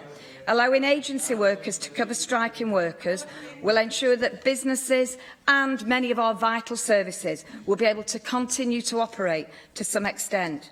So it is concerning to note that the Cabinet Secretary intends to include provision in this bill to prohibit the use of agency workers as covered during industrial action involving devolved Welsh authorities. Llywydd, Deputy, the Conservative-led UK Government is committed to transparent and clear government legislation that does not cause undue administrative burden or create legal confusion for employers. We understand that regulations in relation to check-off and facilities time will not include devolved Welsh public bodies within their scope until the Wales Act comes into force, and we know that the Wales Act will clarify that industrial relations are a reserved matter, and the UK Government, I am confident, will act at the earliest possible opportunity following commencement of the Wales Act to ensure the protection of our public services. The introduction of this bill is an insult to the people of Wales, who face far greater issues: a lack of GPs, poor transport, reduced classroom support for teachers, inaccessibility to life-preserving drugs, raised council tax. Welsh Conservatives fundamentally oppose the general principles of this bill and will be voting against this motion today. I ask other members with any conscience to support that aim. Hannah Blythen. Thank you for calling me to speak in this debate, Deputy Presiding Officer. I speak in this debate as somebody who is proud to have served working people in my previous role working for a trade union and is committed to continue to do this so in my role as Assembly Member. It also means that I come at this debate with a little bit more of an understanding, perhaps, than of some, of how the principles and practices of social partnership work within the public and private sector in Wales. And, you know, we make a lot of this social partnership and doing things differently in Wales. And it's not just for the sake of being different, you know, that old clear red water we talked about many years ago, but it's about actually because it's the right thing to do and it actually reaps the rewards, not just for workers, workplaces, but actually for our economy and for our society. And to not to bring in and repeal these elements will definitely have an adverse effect on the social partnership approach that we so value here in Wales. And I think the member the Conservative spokesperson actually said about it, it was in the Conservative manifesto actually, or to repeal these elements were in the Welsh Labour manifesto that was voted on last year. You did get a majority. Got more than you.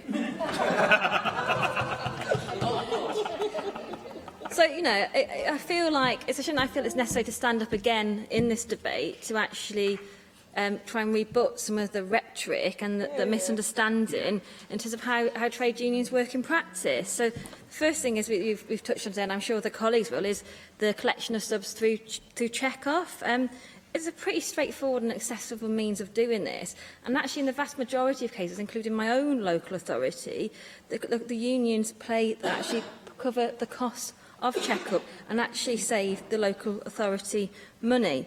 And for those employees where these agreements are in place, mostly in local government, the arrangement actually generates income for the local authority, albeit a modest sum. So it's not necessary to the financial detriment of the local authority. And I could kind of when my colleagues are trying to make an intervention, that we hear a lot of opposition from the opposition about check-off for paying trade union subs, but we don't hear the same fuss being made about the numerous other deductions being taken from employee salaries when no charges are levied, like childcare vouchers, cycle to work schemes, and even national insurance. And when it comes to facility time, I think that's quite an easy target. We hear a lot of attacks on facility time, but trade union facility provides staff with a way to voice their experiences and puts clear mechanisms in place for resolving grievances and disputes, whether informally or through collective bargain, before it escalates to a stage when actually it does then cost the employer money to step in and take control of the situation. And restrictions on facility time for local reps and the damage to social partnership will erode the work done by trade unions to improve equal opportunities practices and remove from the best protections employees currently have from discriminatory treatment. Would you agree with me, Hannah Blythen, about the research by Warwick University and the comment made by Professor Kim Hock, who undertook that research, who said, overall, the evidence suggests that both full and part-time workplace union representatives help improve performance in the public sector and that managers widely recognise this to be the case? Absolutely, because as I said, it provides a mechanism for these things to be resolved and to be talked through before they actually reach a stage when it actually places an extra burden on the management and on the organisation. Just in closing, at lunchtime today, it was my pleasure to step in and host an event to celebrate 10 years of the life-changing learnership partnership between the Open University and the TUC in Wales. Before being elected for the first time last year, I spent the best part of a decade working in the trade movement, and I saw firsthand the difference that trade union learning makes to people's lives and the doors to development and workplace learning that this unlocks and the opportunities that it opens. And in Wales, we continue to support initiatives such as the Wales Union Learning Fund, whilst in Westminster, the Tories have taken an axe to this opportunity for working people's chance to achieve. And I think that highlights to me, contrary to what some people would like you to believe, that of the negative and the trade unions as this ogre, if you like. Actually, trade unions have a positive role to play, and they bring benefits not just to the workplace, but actually to our economy and to our society. And I think this bill rightly seeks to reverse elements of the Conservative legislation that relate to our devolved public services, and that would not only slice away at social partnership, but also at our very social fabric. Very much. Sian Gwenllian. Diolch. Mae Plaid Cymru yn cefnogi egwyddorion bil Undebau Llafur Cymru, a rydyn ni hefyd yn croesawu'r awydd i gyflwyno gwelliant ynglŷn â'r defnydd o weithwyr asiantaeth, yn cytuno y byddai efallai wedi bod yn well i gynnwys o'r cychwyn fel mae'r Pwyllgor Cyfansoddiadol yn ei ddeud. Bydd y bil yma, wrth gwrs, yn datgymhwyso agwedda o ddeddf Undebau Llafur y Deyrnas Unedig, ac fe ddaeth y ddeddf honno i rym ym mis Mawrth eleni gan danseilio hawliau gweithwyr.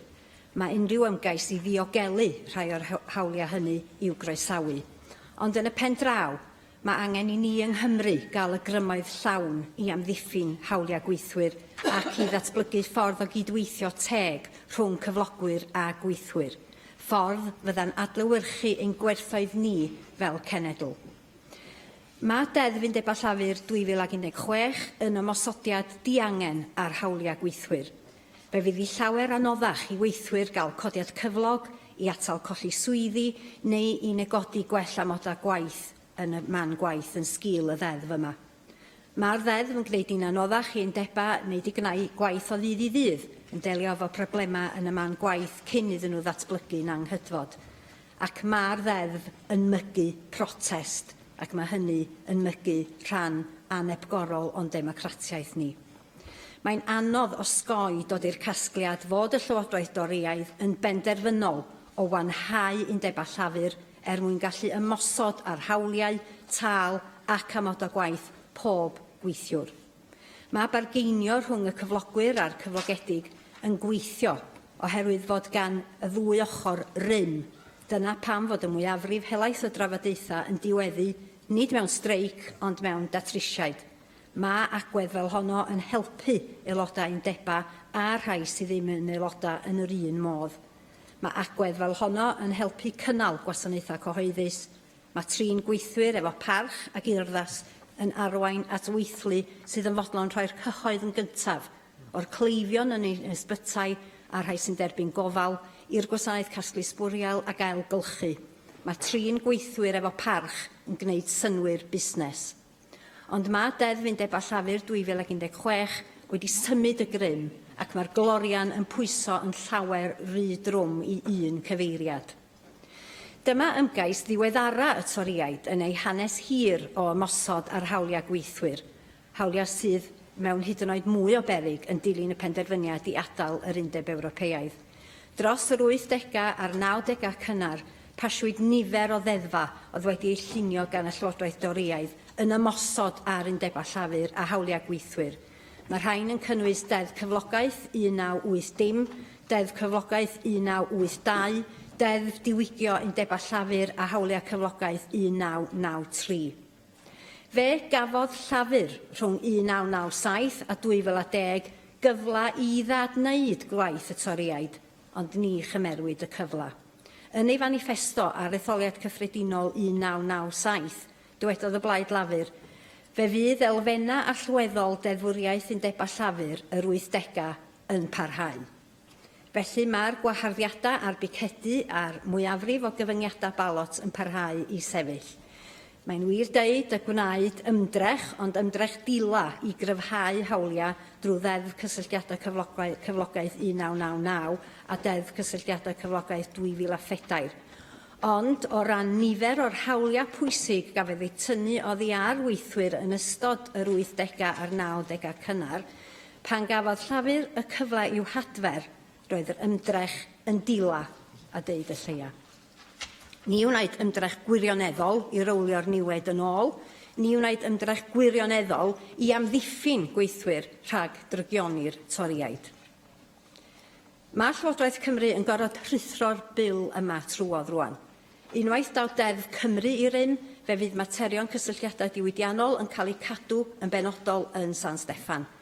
Bydd ymgais Llywodraeth Cymru i ddefnyddio manteision pwera a roddwyd yn cael ei dileu gan Lywodraeth Deyrnas Unedig.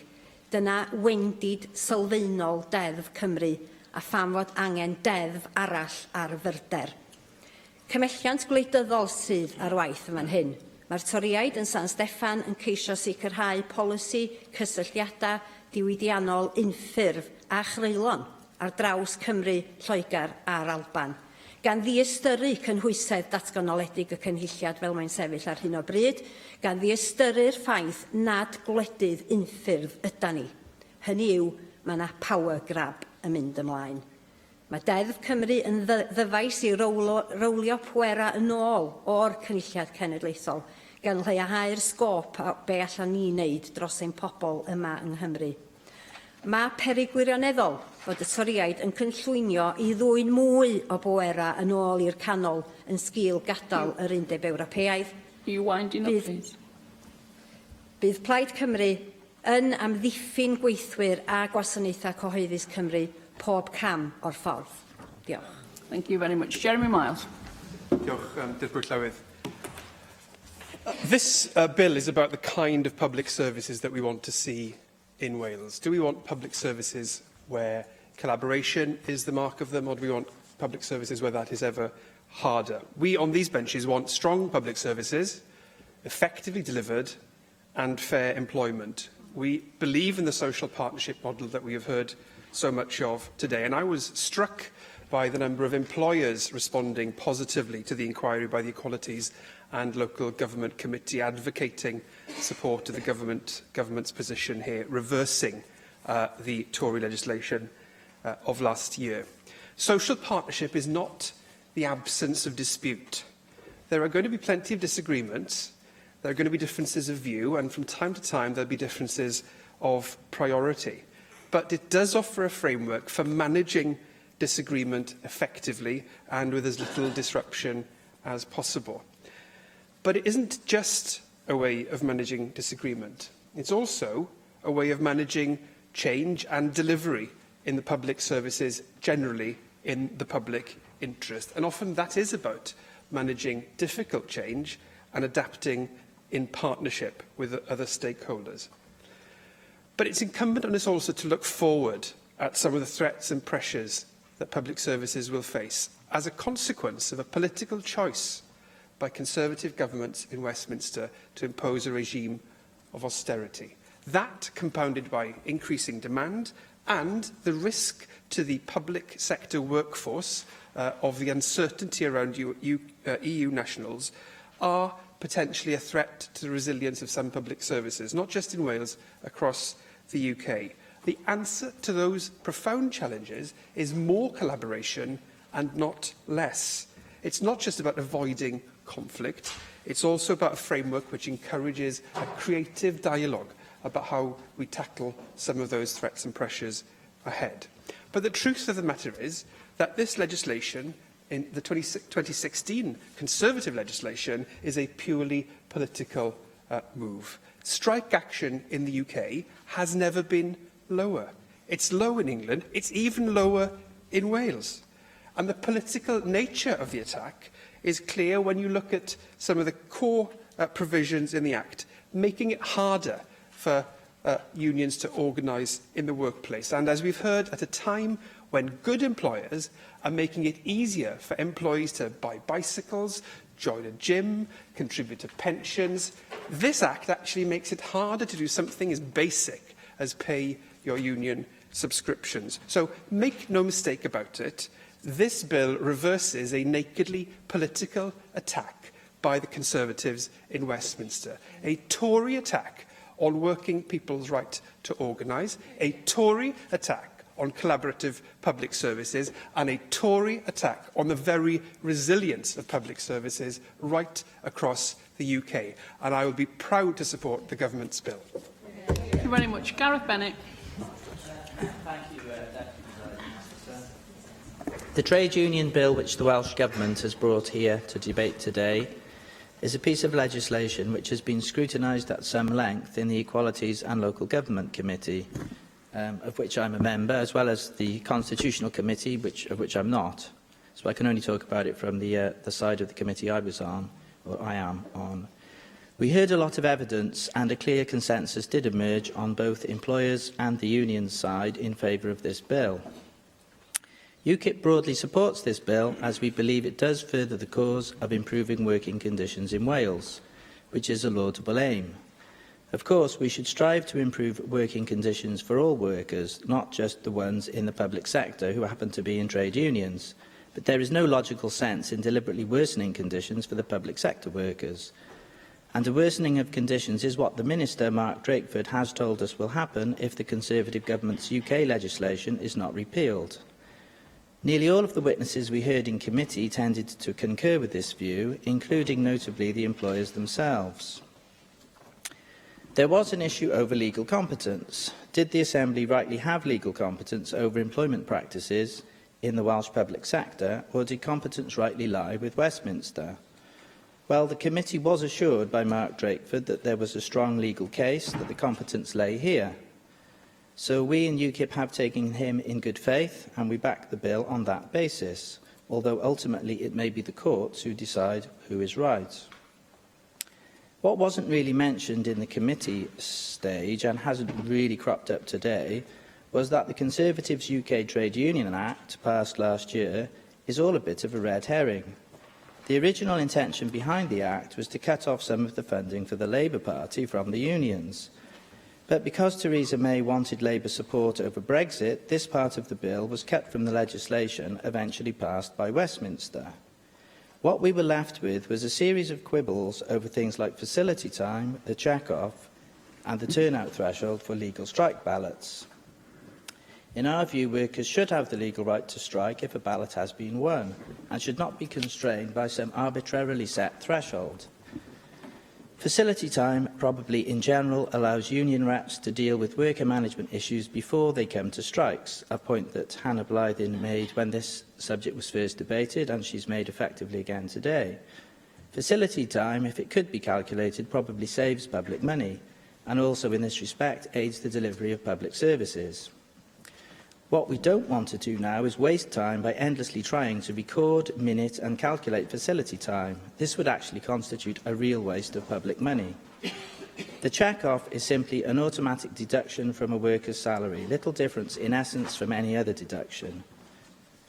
Nobody from the employer's side on the committee, in the committee hearings expressed any desire to end or limit the check-off. So, in summary, we support the principle of workers' rights and we also support the effective delivery of public services. We think this bill will aid both, so we support the general principles of the bill. Thank you very much. Vicky Howells. Diolch, dyma'r Llywydd.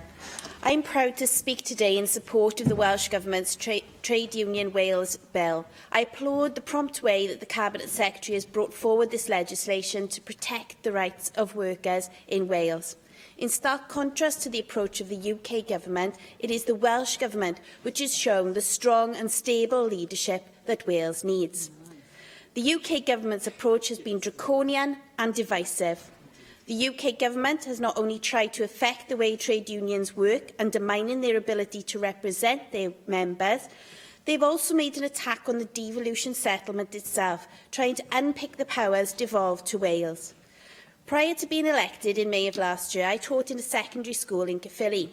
As such, I was employed in one of those important public services the UK Government's bill was aimed at, despite control over education being a key part of the devolved settlement from the word go. What were the implications of the UK Government's regressive anti-trade union bill for me and my colleagues? Firstly, Section 3 would have placed a threshold on our ability to vote for strike action. For all workers, strike action is the last resort, the final chance to stand up for workers' rights. As we saw in the case of junior doctors in England, the Conservatives are intent on eroding and corroding the rights of public sector workers to an extent even Thatcher could not dream of. But at the same time as the UK Government limits the right to strike, they make no attempt to push similarly undemocratic quotas on other types of election. As always with the Conservatives, it's one rule for one and one rule for another. Secondly, Sections 13 and 14 would have aimed to undermine the principles of facility time. Trade unions represent their members on a regular basis in disputes where employees need help and in meetings with management on a range of issues. The ability of trade union stewards to do this and to keep their members informed would have been curtailed. Workers would be less well represented, union powers reduced. Thirdly, Section 15 would have equally threatened the viability of unions. The reduction in payment of at-source subs is a blow clearly aimed at the ability of unions to function. The purpose of the UK Government in this is clear. Trade union membership could be limited. Trade union time and resources would be wasted in chasing after the payment of subscriptions. All four sections would have threatened not just the ability and the viability of my union to represent me in my former career, they would have threatened the ability of public sector unions to represent public sector workers across Wales.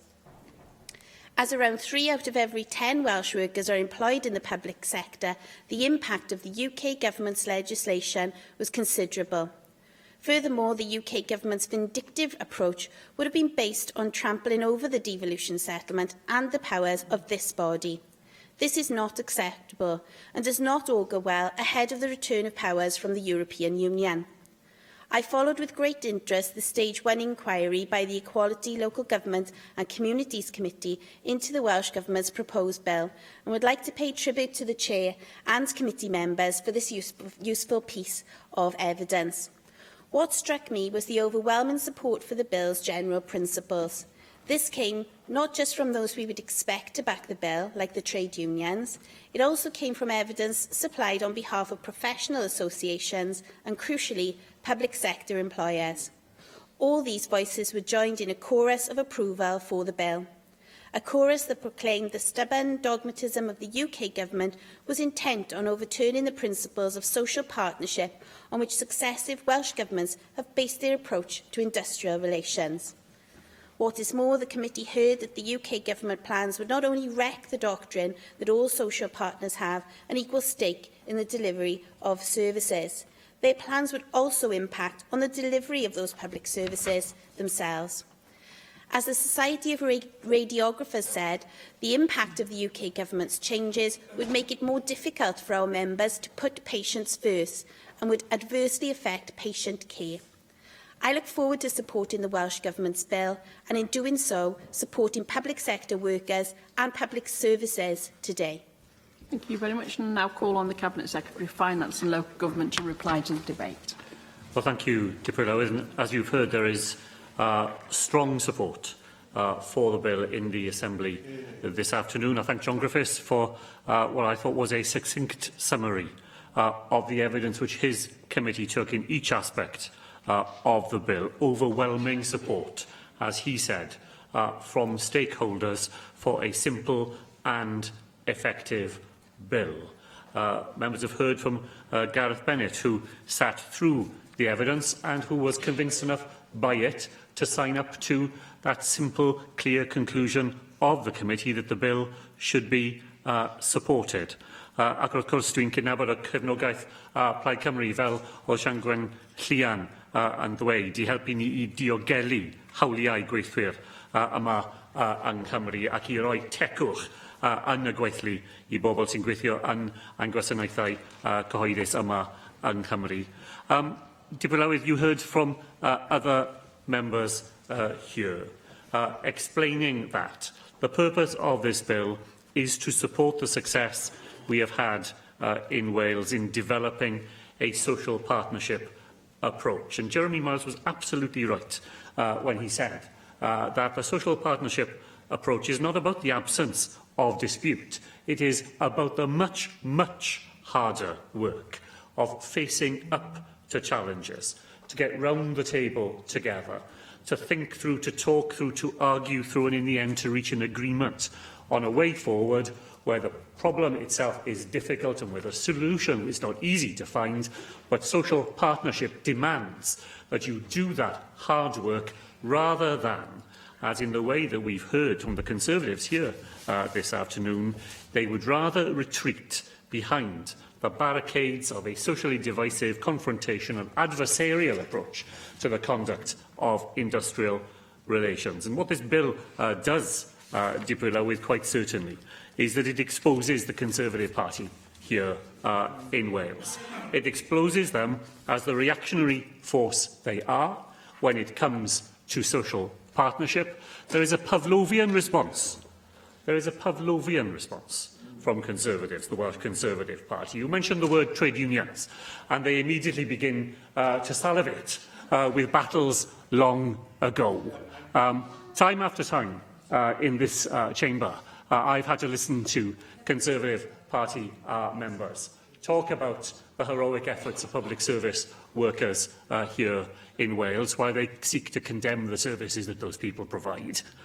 Yet when those people turn out to be trade unionists, they go from being heroes of public service to people against whom the public at large have to be guarded against the dangers that they pose. Well, that is an argument that will not pass muster on the floor of this Assembly. And the second reason why the bill exposes the Conservative Party, and I thought this was an authentically shocking part of the one contribution we heard from the Conservative Party, is that it exposes them on the devolution issue as well. This is a bill which is being taken through the democratically elected forum of Wales.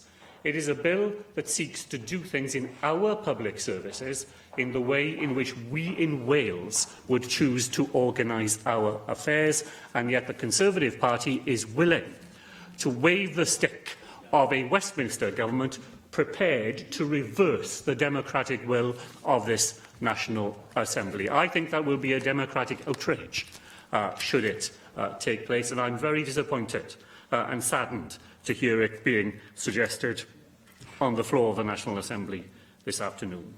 Instead, this small but important bill will do things in the way that we want to do them here in Wales, a way that we know that is effective, a way that we know will save money, will stop strikes, will protect the public and will improve our public services, because it will use the enormous reservoir of goodwill and effective action which trade unionists in all part of our public services bring to the work that they do, making the contribution they do, a contribution recognised by employers, recognised by social partners, recognised by other parties here in the chamber this afternoon, and I hope will be reflected in the vote that we will hold on it.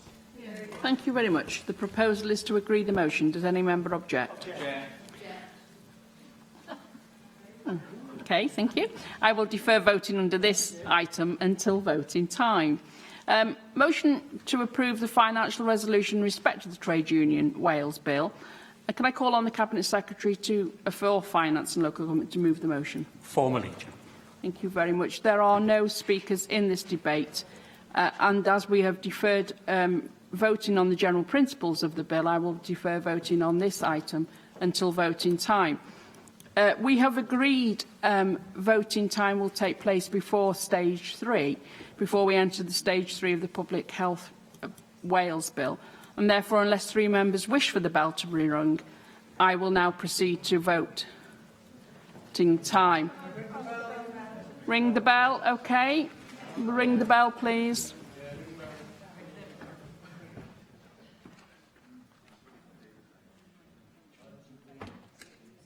Who rings the bell? Oh, I thought I'd have to press. Oh, it's you. Oh, I could have done that. I would want you to do that.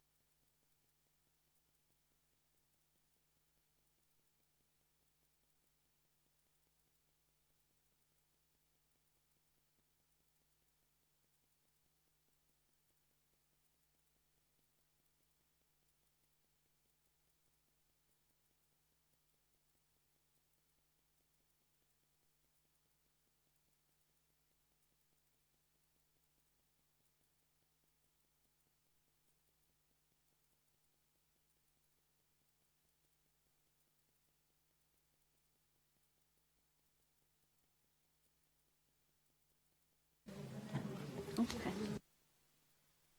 I was off when I said that. Why do they keep putting it back?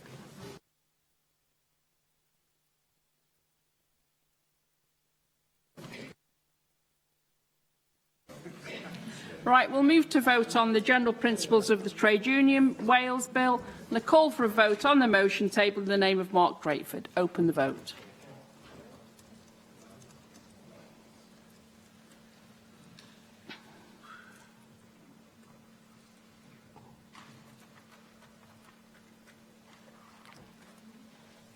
Close the vote. For the motion 36, 1 abstention, 11 against. Therefore, the motion is agreed. We now move to vote to approve the financial resolution in respect of the Trade Union Wales Bill, and I call for a vote on the motion tabled in the name of Jane Hutt. Open the vote.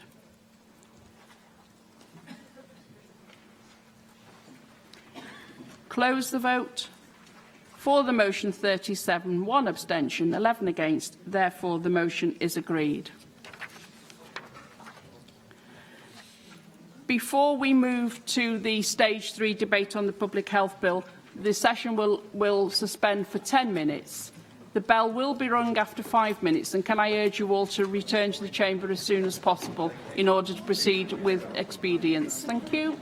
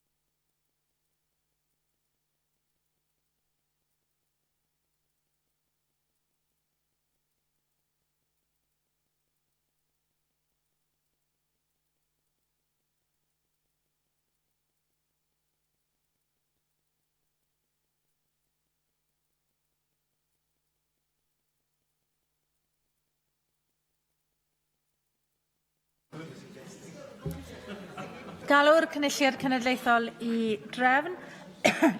Ar eitem nesaf yn agenda ni yw'r cyfnod 3 ar fel iechyd y cyhoedd. Mae'r grŵp cyntaf o welliannau yn ymwneud â mynd i'r afel a ordewdra. Gwelliant 3 yw'r prif welliant yn y grŵp yma. Dwi'n galw ar Rhina Piorwerth I gynnig y prif welliant ac I siarad am y gwelliant yma am y gwelliannau eraill yn y grŵp. Rhina Piorwerth.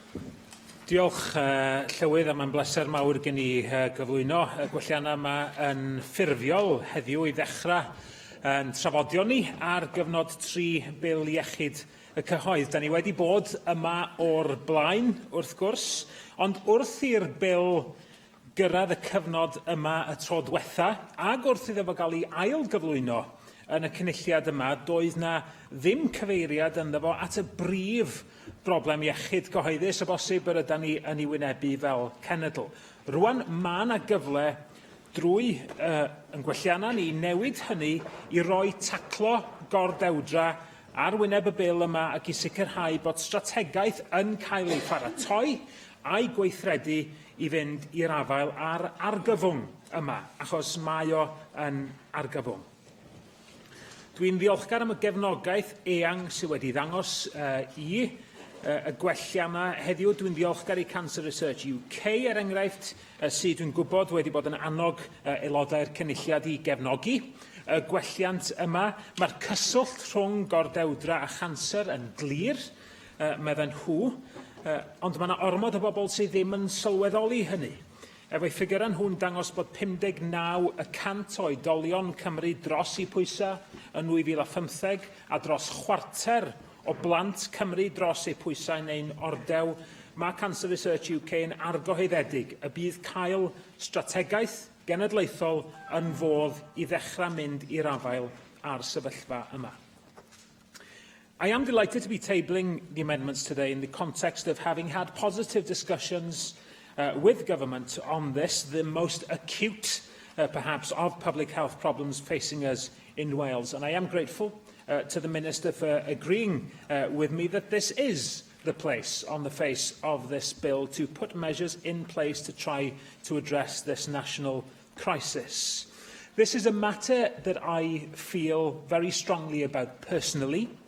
But there's one man in my constituency who has been very influential in strengthening my resolve to ensure the Assembly and Welsh Government take action in this area. Ray Williams was the featherweight weightlifting gold medalist for Wales at the 1986 Commonwealth Games, but he's still very much a champion of getting his town of Holyhead, getting Anglesey and our nation fitter and healthier. I spoke with Ray this morning and he is delighted that we are now in a position where today, hopefully, we can win Assembly support for this vital amendment, where what he sees as something that has blighted our nation's well-being for decades is now going to be the focus of a clear government strategy. Get the strategy right, and he believes that not only can we be a healthier and a fitter nation, but a happier one too. And it'll save money, he says, and he's right, of course. Cancer Research UK estimates that obesity costs the NHS £73 million a year, and when you add to that illnesses like diabetes, type 2, largely caused by obesity, then the figure rises to hundreds of millions of pounds annually. Now, with the amendment hopefully passed and the bill enacted, then the work begins, of course, of making sure there is a strong, a focused, ambitious and deliverable strategy. And Ray, I know, and many like him, will only be too pleased to contribute to the formulation of that strategy. It is in the interests of all of us here, all of us in Wales, but first I ask you to support our amendments today. Angela Burns. The Welsh Conservatives intend to support all the amendments in this section, as we've been most concerned that the proposed public health bill had done so little to tackle the issue of obesity. In debate, after questions, after statement, concerns are raised from all parties over the prevalence of obesity in Wales and the corresponding pressures that illnesses such as diabetes, high blood pressure and heart disease which are exacerbated by or caused by obesity, will have on the individual and the NHS. The economic and human cost of obesity cannot be understated. Being overweight or obese can lead to both chronic and severe medical conditions. Over the next 20 years, rising levels of obesity could lead to an additional 230,000 cases of type 2 diabetes, an additional 80,000 cases of coronary heart disease, and over 32,000 cases of cancer. Over £1 million a week is spent by the Welsh NHS on treating obesity, and it is predicted that by 2050, as many as 60% of men and 50% of women could be obese. If rates of overweight and obesity continue to rise, by 2050 this will cost the NHS in Wales £465 million per year, with a cost to society and to the general economy of some £2.4 billion. There are no indications that obesity levels are currently declining. Therefore, we believe it is vital that the Welsh Government develop a cross-portfolio solution to tackle this growing challenge. Although this lead amendment, for which we are most grateful to Plaid Cymru for, is a step in the right direction, there are concerns that there is not the evidence base to underpin a meaningful and effective strategy in Wales, and therefore the Welsh Conservatives believe it is critical that the Minister should consult and engage widely across the public sector in Wales to ensure that all organisations are working collaboratively together to deliver these objectives. This way, duplication can be reduced, localised challenges can be targeted, and we can begin to develop a more detailed understanding of the complexities surrounding obesity levels and what can be done to reduce them. Dai Lloyd. Diolch yn fawr, Llywydd, a dwi'n falch i godi i gefnogi y gwelliannau yma ar yr angen i fynd i'r afael a gordewdra. Fel da ni wedi clywed, mae hwn wedi gweld chydig bach o daith yn nghanol yn trafodaethau ni efo'r bil iechyd gyhoeddus, a da ni gyd yn falch iawn i'r gwrydog am gytuno i'r newid sylfaenol yma wedi gwrando ar yr holl dystiolaeth sydd wedi dod ger bron y pwyllgor iechyd. Fel da ni wedi clywed, 59% o oedolion dros i pwysau yn y wlad yma, 1 mewn 4 gyda gordewdra. Ac mae gordewdra yn bwysig, mae'r cysylltiad efo clefyd y galon a clefyd siwgr fel da ni wedi clywed, ond hefyd fel glwsynnydd ffrin, y cysylltiad efo canser. A da chi ddim yn ymwybodol weithiau, ond mae yna fwy o siawns o gael canser os da chi dros eich pwysau. A mae hynna yn ffaith ebyn rwan, a mae yna ddigon o ymchwiliadau meddygol sydd yn profi'r pwynt yna. A felly, gordewdra ydy'r her amserol fwyaf sydd gyda ni ar hyn o bryd, a mae'n weddill felly bod yn bil iechyd cyhoeddus cyntaf ni, yn hefyd nawr yn mynd i'r afael efo'r her sylweddol yna. Mae addysg gyda rhan i chwarae, bwyta'n iach ag ati, mae cadw'n heini efo'i ran i chwarae fel dwi wedi crybwyll yma o'r blaen 10,000 o gamau bob dydd, ond hefyd mae deddfu gyda rhan i'w chwarae, fel deddfu i sicrhau safonau maith. Safonau maith yn bwyd, yn ysbytau a chartrefi gofal. Mynd i'r afael ar dreth siwgr. Mae gyda ni hawliau ar hyn o bryd, falle nid yn y dyfodol o dan ddeddf Cymru 2017. Byddai'n dda cael ei safswm pris o 100 ceiniog ar bob uned o alcohol. Mae'r pwerau yna gyda ni ar hyn o bryd, ond falle nid yn y dyfodol o dan ddeddf Cymru 2017. Wedyn mae yna sawl her yn fan hyn. Byddai'n dda hefyd cyfyngu ar hysbysebion bwydydd afiach hefyd. Felly, y ddau gyfuniad. Addysg yn allweddol bwysig, ond fel da ni wedi gweld efo ysmygu. Mi roedden ni, newedig fel meddygon a nyrsys, wedi bod yn addysgu'r cyhoedd am ddegawdau ynglŷn â pa mor ddrwg eich iechyd chi oedd smygu, ond beth sydd wedi gwirioneddol leihau y graddfeydd smygu ydy deddfu ar y pwnc a'r gwaharddiad a'r smygu mewn mannau cyhoeddus. Felly mae addysg a deddfu yn dod efo'i gilydd i wella safonau iechyd cyhoeddus, a dyna pam i'w falch gweld y diwygiad yma yn y bil iechyd cyhoeddus y prawn yma, felly cefnogwch y gwelliant. Diolch yn fawr chi. Caroline Jones. UKIP will be supporting the amendments in this group. We found it hard to reconcile the fact that the Public Health Bill did nothing to address the biggest public health challenge facing our nation, obesity. As I highlighted during last week's debate on diabetes, it is a matter of national shame that nearly 2/3 of Welsh adults and 1/3 of Welsh children are overweight or obese. We must make it clear that tackling the obesity crisis is a public health priority for the Welsh Government, and requiring them to produce a clear strategy with clear actions is the best way to achieve this. Diolch yn fawr. Galwaf arweinidog iechyd y cyhoedd a gwasanaethau cymdeithasol, Rebecca Evans. Thank you, Presiding Officer. Tackling obesity is a major challenge to all governments in the developed world. It requires joint action from a wide range of organisations from the public, private and voluntary sectors, as well as from individuals themselves. I'm grateful to Rhun ap Iorwerth for bringing forward proposals for a national obesity strategy at stage 2 of the bill's consideration, and for the revised amendments being considered today. When the original amendments were tabled at stage 2, I indicated that I could see the value in bringing a range of measures together through a coherent national obesity strategy. However, due to some concerns about the detail of the proposals, I was unable to support their amendments in the original form. I therefore thank Rhun ap Iorwerth for agreeing to work with the Government to consider the issue further and for the revised amendments before the Assembly today. I am confident that the amendments now achieve both our objectives to the benefit of the people of Wales. I am pleased to now be able to support all of the amendments in this group. I am grateful to the member for taking on board the points I made and for working collaboratively to further refine the details of the proposals. I am particularly pleased that the revised amendments allow for broad stakeholder engagement and for a focus on prevention.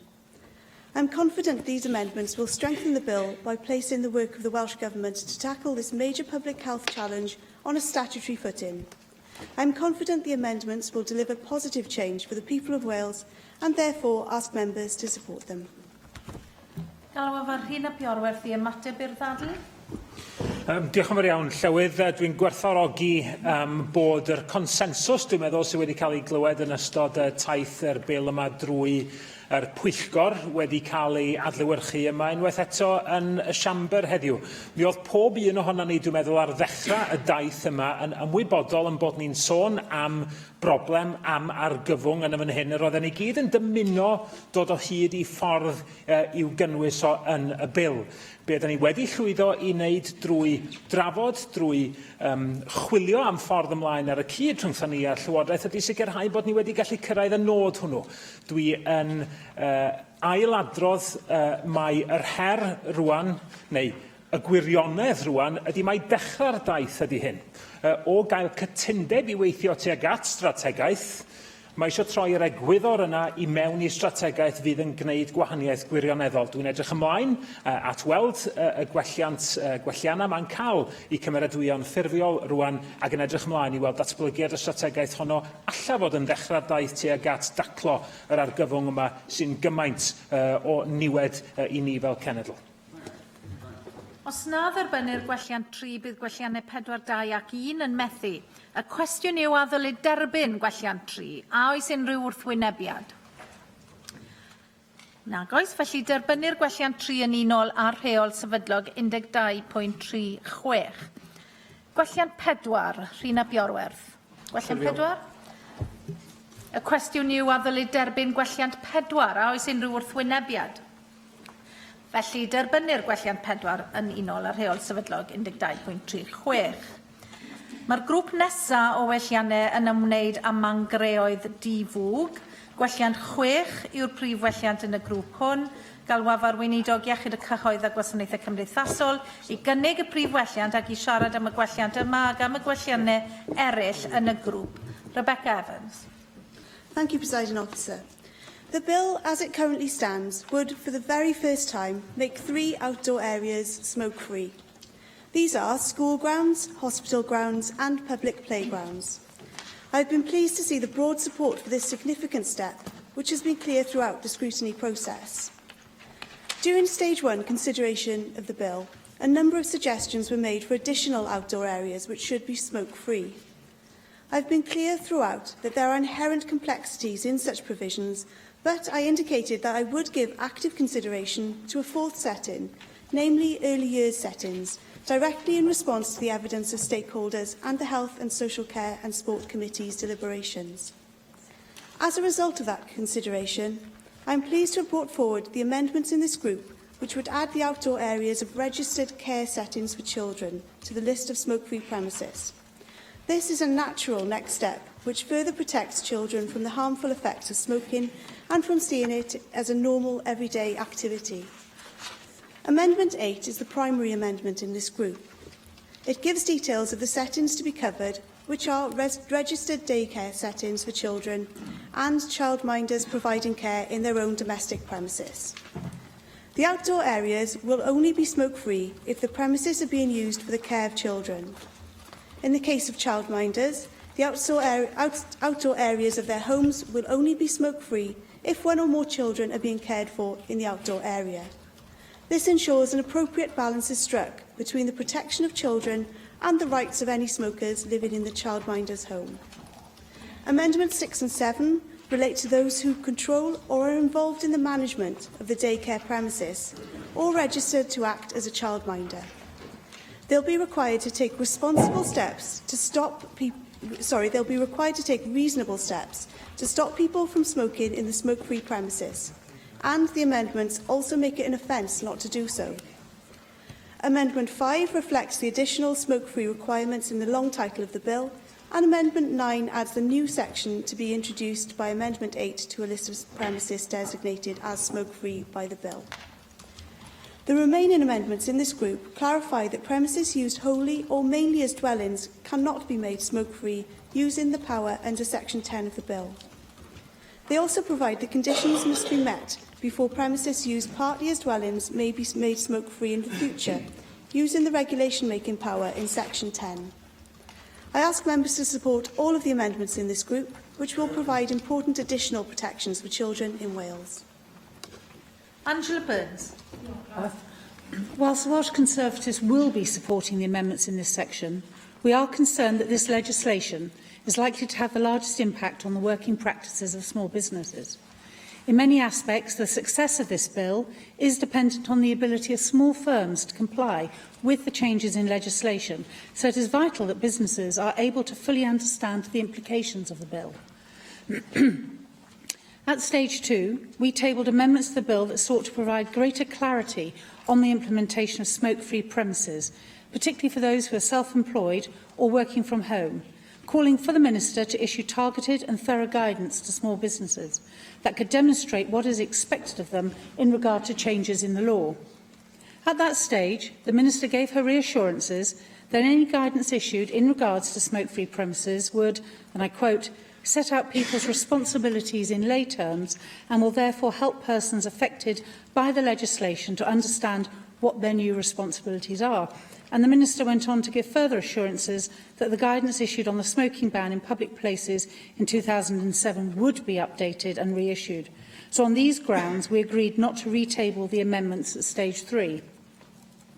In regard to Amendment 6, assurance must be given by the Minister that guidance will be issued to provide clarity as to what is expected of individuals in regard to this duty. As this is not yet set out in the explanatory memorandum, it is vital that some example scenarios are presented to determine what is expected of childminders to promote compliance with the law. In this section, the initial wording of this bill created a power for Welsh ministers to implement additional smoke-free premises on the grounds that, and I quote, if they're satisfied that doing so is likely to contribute towards the promotion of the health of the people of Wales, and that could potentially result in a blanket ban across the whole of Wales. Now, the Welsh Conservatives raised this issue extensively because although we accept that it was highly unlikely that a blanket ban would be implemented, we believe it is critical that we demonstrate that politicians in the National Assembly do create robust legislation and that this blanket power was restricted. Despite that, at committee level, the Minister gave assurance that there was no intent to enact a blanket ban and struck out our amendment. Therefore, it is marginally ironic, but very welcome to see that at stage 3, the Minister has tabled further amendments to Section 10 of the bill, which seek to restrict this clause, despite her assertions that it was not necessary.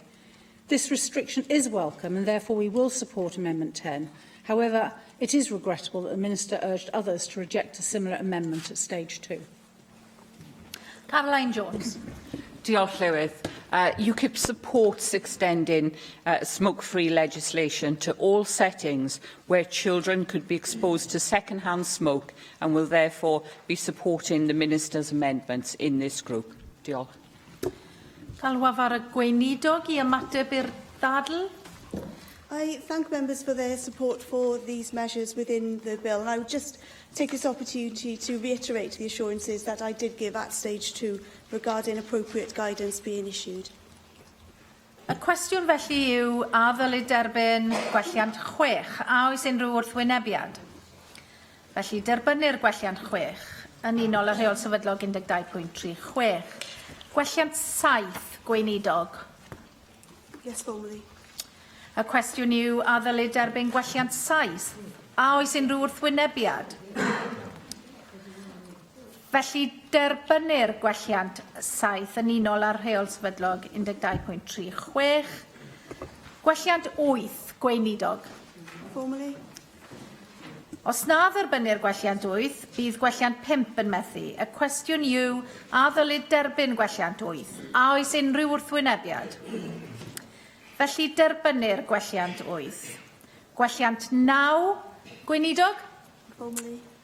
Cwestiwn yw a ddylid derbyn gwelliant 9 a oes unrhyw wrthwynebiad. Felly derbynir gwelliant 9. Gwelliant 10 gweinidog. Yes, moved. Cwestiwn yw a ddylid derbyn gwelliant 10 a oes unrhyw wrthwynebiad. Derbyniwyd gwelliant 10. Gwelliant 11 gweinidog. Formally. Cwestiwn yw a ddylid derbyn gwelliant 11 a oes unrhyw wrthwynebiad. Derbyniwyd gwelliant 11. Gwelliant 12 gweinidog. Formally moved. Y cwestiwn yw a ddylid derbyn gwelliant 12 a oes unrhyw wrthwynebiad. Derbyniwyd gwelliant 12. Gwelliant 13 gweinidog. Yes, moved. Cwestiwn yw a ddylid derbyn gwelliant 13 a oes unrhyw wrthwynebiad. Derbyniwyd gwelliant 13. Gwelliant 14 gweinidog. Moved. Cwestiwn yw a ddylid derbyn gwelliant 14 a oes unrhyw wrthwynebiad. Derbyniwyd gwelliant 14. Mae'r grŵp nesaf o welliannau yn ymwneud ag ysmygu a gorfodi. Gwelliant 15 yw'r prif welliant yn y grŵp hwn. Dwi'n galw ar y gweinidog I gynnig y prif welliant ac I siarad am y gwelliant hwn a'r gwelliannau eraill yn ei grŵp. Rebecca Evans. Thank you. The amendments in this group are all technical in nature and make minor changes to aid understanding of the provisions. They reflect changes made at stage 2 to name the enforcement authorities for the smoke-free premises provisions on the face of the bill, rather than designating them in regulations as initially planned. None of the amendments makes a substantive change to the provisions, and I urge members to support these technical amendments. Does dim siaradwyr ar y gwelliannau yma, ac felly dwi'n cymryd fod y gweinidog ddim eisiau ymateb i'r ddadl, ac y cwestiwn sy'n dilyn yw a ddylid derbyn gwelliant 15. A oes unrhyw wrthwynebiad? Derbyniwyd gwelliant 15. Gwelliant 16 gweinidog. Formally. Y cwestiwn yw a ddylid derbyn gwelliant 16 a oes unrhyw wrthwynebiad? Derbyniwyd gwelliant 16. Gwelliant 17 gweinidog. Formally. Cwestiwn yw a ddylid derbyn gwelliant 17 a oes unrhyw wrthwynebiad? Derbyniwyd gwelliant 17. Gwelliant 18 gweinidog. Yes, formally. Cwestiwn yw a ddylid derbyn gwelliant 18 a oes unrhyw wrthwynebiad? Derbyniwyd gwelliant 18. Gwelliant 19 gweinidog. Formally. Cwestiwn yw a ddylid derbyn gwelliant 19 a oes unrhyw wrthwynebiad? Derbyniwyd gwelliant 19. Gwelliant 20 gweinidog. Yes, formally. Cwestiwn yw a ddylid derbyn gwelliant 20 a oes unrhyw wrthwynebiad? Derbyniwyd gwelliant 20. Mae'r grŵp nesaf yn ymwneud â man werthwyr cynrychion tobaco a nicotin. Gwelliant 32 yw'r prif welliant yn y grŵp hwn. Dwi'n galw'r Angela Burns i gynnig y prif welliant ac i siarad am y gwelliant hwn ac am y gwelliannau eraill yn y grŵp. Angela Burns. Diolch, Llywydd. In keeping with the Welsh Conservative policy intent to protect small businesses from undue penalisation from this legislation, we have tabled this amendment that sets out an intent to protect retailers and their data by ensuring that only relevant information is held about them on the retailer's register. We welcome the willingness of the Minister to work with us in this regard and to share our concerns as to what is reasonable when it comes to storing information on retailers. At the committee stage, the Minister stated, one of the key considerations when developing the retail register was ensuring that the appropriate balance is struck between achieving the policy aims whilst minimising the burden on retailers. In line with this guiding principle, we would not want to include extra details, such as photographs, unless it became absolutely necessary. Nonetheless, it is important that the ability to add additional information to the retail register is retained in order to be able to respond to changing circumstances.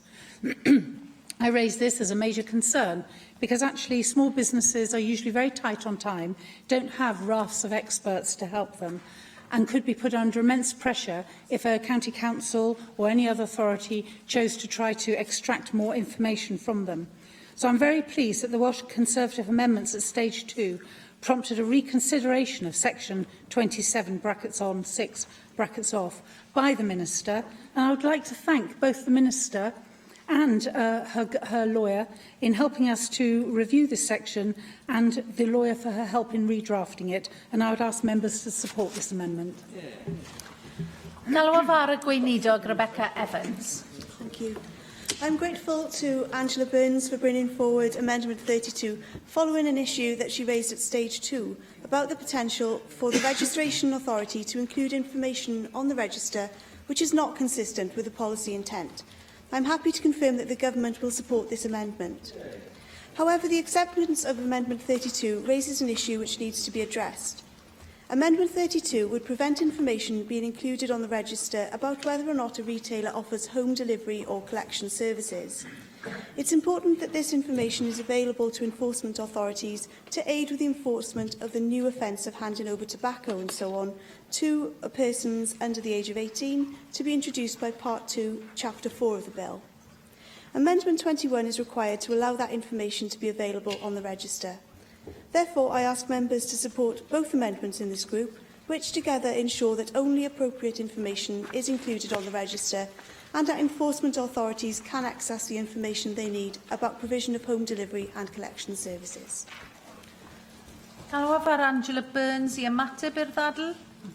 Just to say thank you very much, Minister, for your cooperation, and I would like to reiterate once again that the Government lawyer was most helpful in this matter. Y cwestiwn yw a ddylid derbyn gwelliant 32 a oes unrhyw wrthwynebiad. Derbyniwyd gwelliant 32. Gweinidog gwelliant 21. Formally? Cwestiwn yw a ddylid derbyn gwelliant 21 a oes unrhyw wrthwynebiad. Derbyniwyd gwelliant 21. Mae'r grŵp nesaf welliannau yn ymwneud â thrwyddedau ar gyfer triniaethau arbennig. Gwelliant 22 yw'r prif welliant yn y grŵp hwn. Dwi'n galw ar y gweinidog I gynnig y prif welliant ac I siarad am y gwelliant hwn ar gwelliannau eraill yn y grŵp. Rebecca Evans.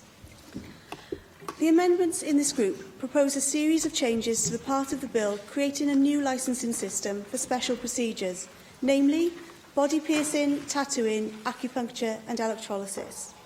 I am encouraged that these proposals have attracted widespread general support as they will provide important protections for the public who choose to have these procedures. The first amendment in the group is the result of the careful consideration I have given to concerns raised by Llwydd Iorwerth at stage 2. These specifically related to the potential serious health implications of tattooing of the eyeball and the need to ensure this practice should only be carried out by appropriately qualified individuals. In response to these concerns, I made a commitment to work with the member to ensure the consultation on the mandatory licensing conditions captures tattooing of the eyeball to enable appropriate and proportionate safeguards to be put in place. Amendment 22 fulfils this commitment by putting it beyond doubt that mandatory licensing conditions can make provision about standards of competence relevant to performing a special procedure on a specific part of an individual's body, such as an eye, including by reference to qualifications or experience. It's my intention that the consultation on the mandatory licensing criteria and conditions will seek views on the controls which should be put in place for special procedures, such as the tattooing of an eyeball, including controls linked to qualifications, competence and experience. The objective is that such a procedure should only be carried out if the practitioner is qualified and considered competent to do so. To perform a special procedure without holding a licence to do so would be a criminal offence punishable by an unlimited fine. This is a better approach than the amendments proposed by Caroline Jones, which we will discuss in the next group. My amendments will provide a more flexible approach to address, through mandatory licensing criteria and conditions, any special procedure developed in the future which raises similar concerns. Turning now to Amendment 23. This is a technical amendment to make it clear that guidance issued by Welsh ministers must cover matters to be taken into account when deciding whether and to what extent an applicant's fitness to perform a special procedure has been called into question as a result of their having a conviction for a relevant offence. This builds on changes which were made to the bill at Stage 2 relating to relevant offences and will help ensure a consistent approach across the bill. Amendments 25 and 26 in this group also seek to address important concerns raised by Angela Burns at Stage 2 about ensuring access to information for the public. The amendments clarify that a local authority must both maintain and publish its register of special procedure licences and approved premises and vehicles. This means that the local authority would have to produce and publish its register, for example on its website, rather than merely making it open for inspection by the public at its offices. It therefore helps ensure that up-to-date information about valid special procedure licences and premises approvals will be more accessible to those individuals considering having a special procedure. Amendment 24 is a technical change that removes superfluous wording to add further clarity to Section 65. I thank the respective members for highlighting important issues in relation to Part 3 of the bill, which are addressed in this group, and I urge members to support all of the amendments in the group. Angela Burns. Diolch, Llywydd. We will be supporting all of the amendments in this group. However, I wish to put on record that the Welsh Conservatives believe that no individual should be exempt from obtaining a licence if administering a special procedure. Therefore, that is why at Stage 2 we tabled amendments that sought to remove this exemption. If an individual does not have that specific regulated competence to do the procedure, in our view, they should not be able to do so. And this is consistent with much of the evidence given at committee stage and recommendation 12 of the committee report that the bill should be amended so that there is no provision for a blanket exemption on the face of the bill for any healthcare profession. However, we do appreciate that in order for this bill to remain within its devolved legislative competence, exemptions are needed to ensure that this legislation does not infringe on the medical regulatory bodies such as the General Medical Council. At committee stage, the Minister stated that she could confirm it's her intention to carry out consultation with those regulatory bodies to determine whether each of the special procedures listed is within the scope of the professional practice of their members.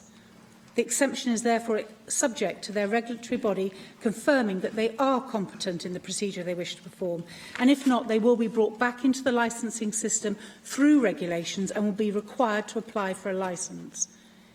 In our view, it is critical that the Minister does proceed with her consultations with regulatory bodies to ensure that only those who are most competent are undertaking these procedures for medical or surgical purposes.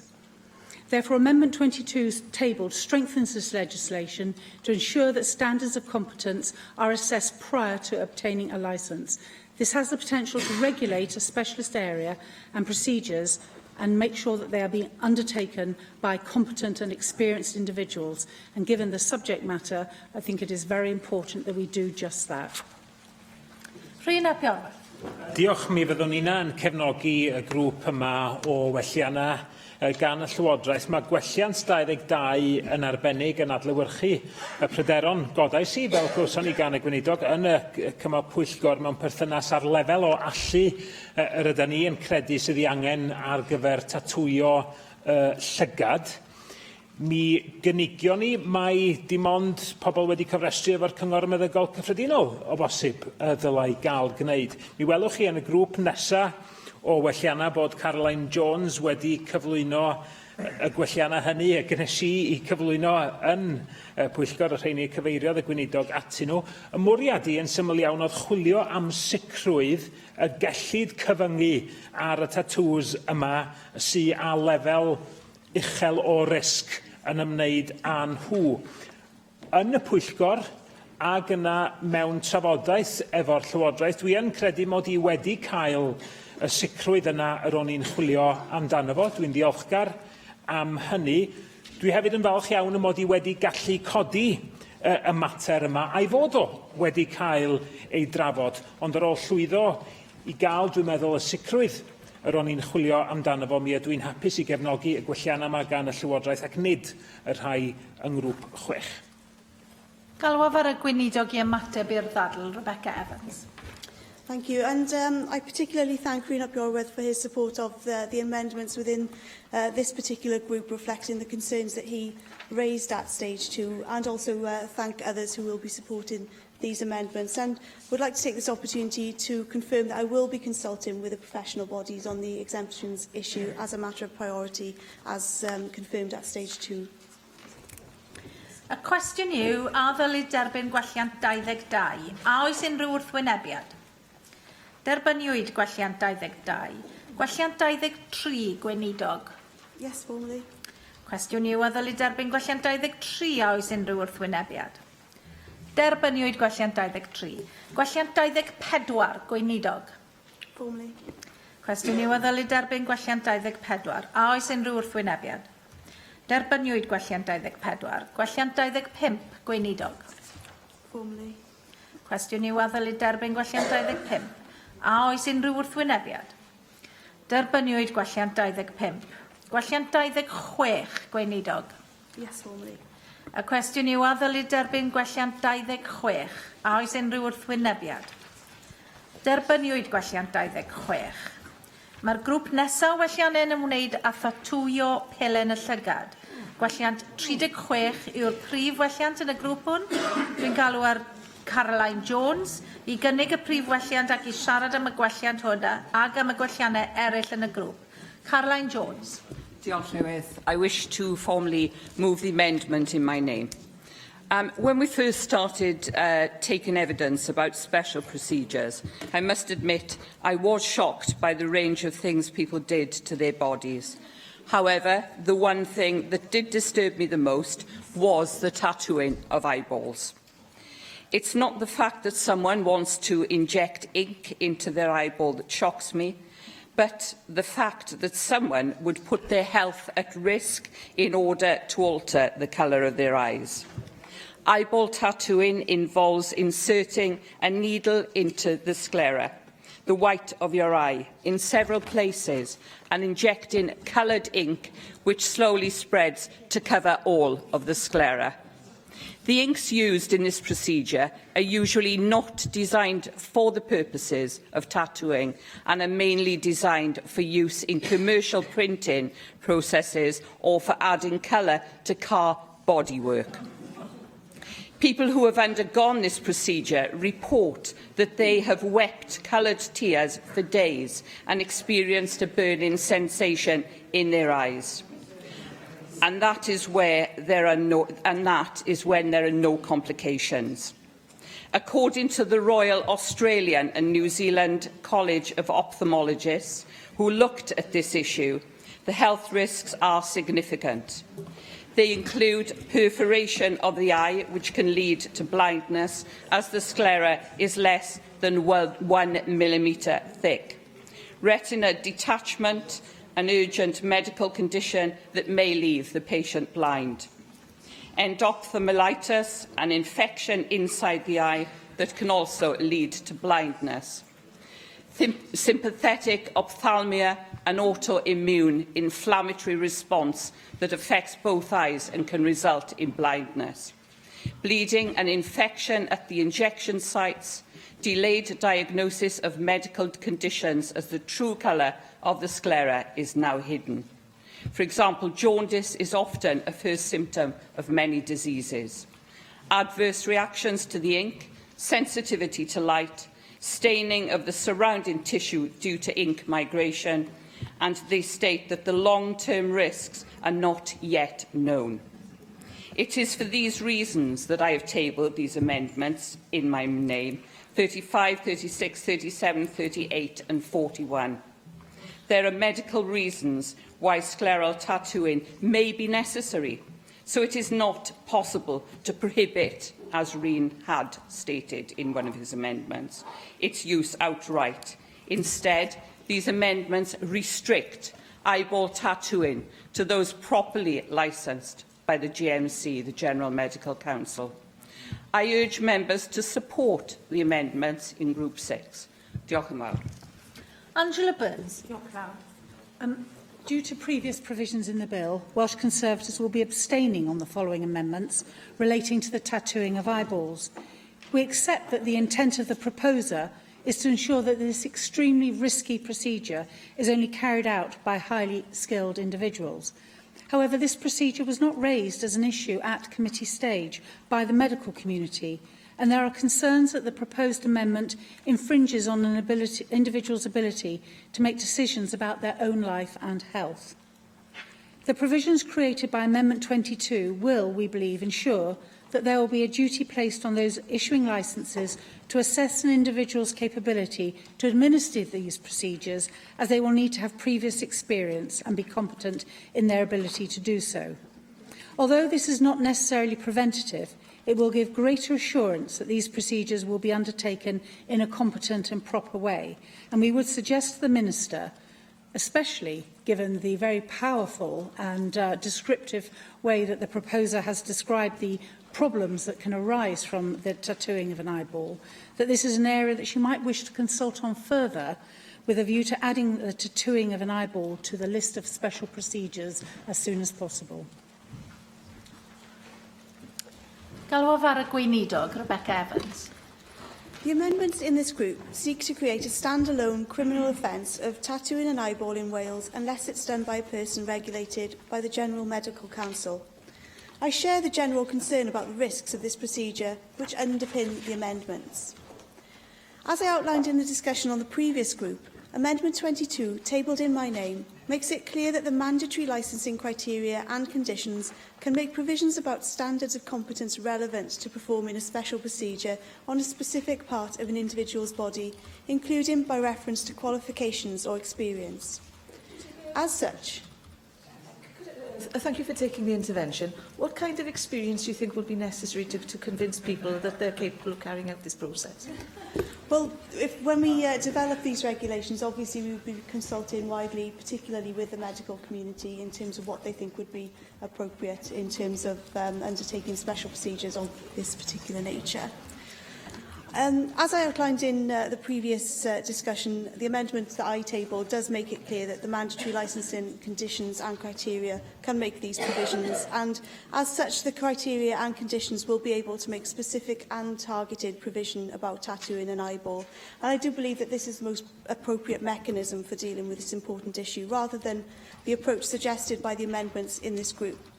This approach also provides the flexibility needed to deal with other procedures that might emerge and present similar health concerns in future.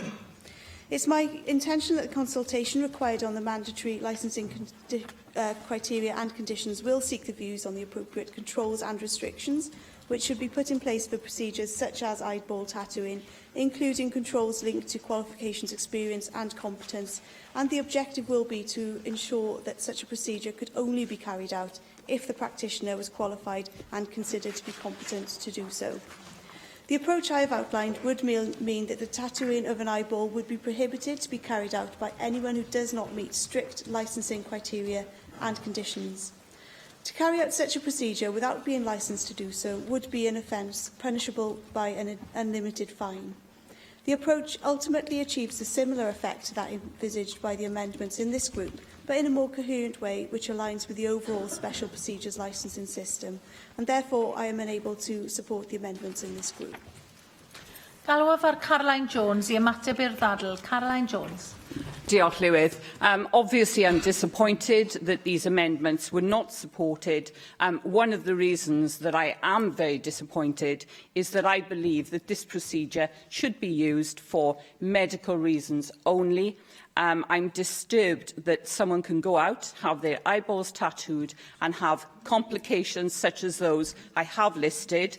I'm also concerned that this procedure could add significantly to our waiting lists in hospitals, and that ophthalmologists already have 18-month waiting lists where people risk becoming blind, and therefore I think this procedure, if left to its own devices as we are doing, leaving it optional instead of just for medical reasons, can only add. And what I ask in this instance is that it is reconsidered. Os na dderbynu'r gwelliant 36, bydd gwelliannau 37, 38, 41 a 35 yn methu. Y cwestiwn yw, a ddylid derbyn gwelliant 36? A oes unrhyw wrthwynebiad? Symudwn felly I bleidlais electronic.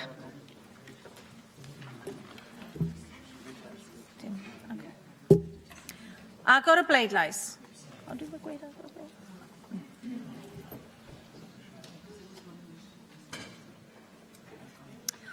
Caer bleidlais. O blaid 4, 11 yn ymatal, 35 yn erbyn, ac felly mae'r gwelliant wedi ei wrthod.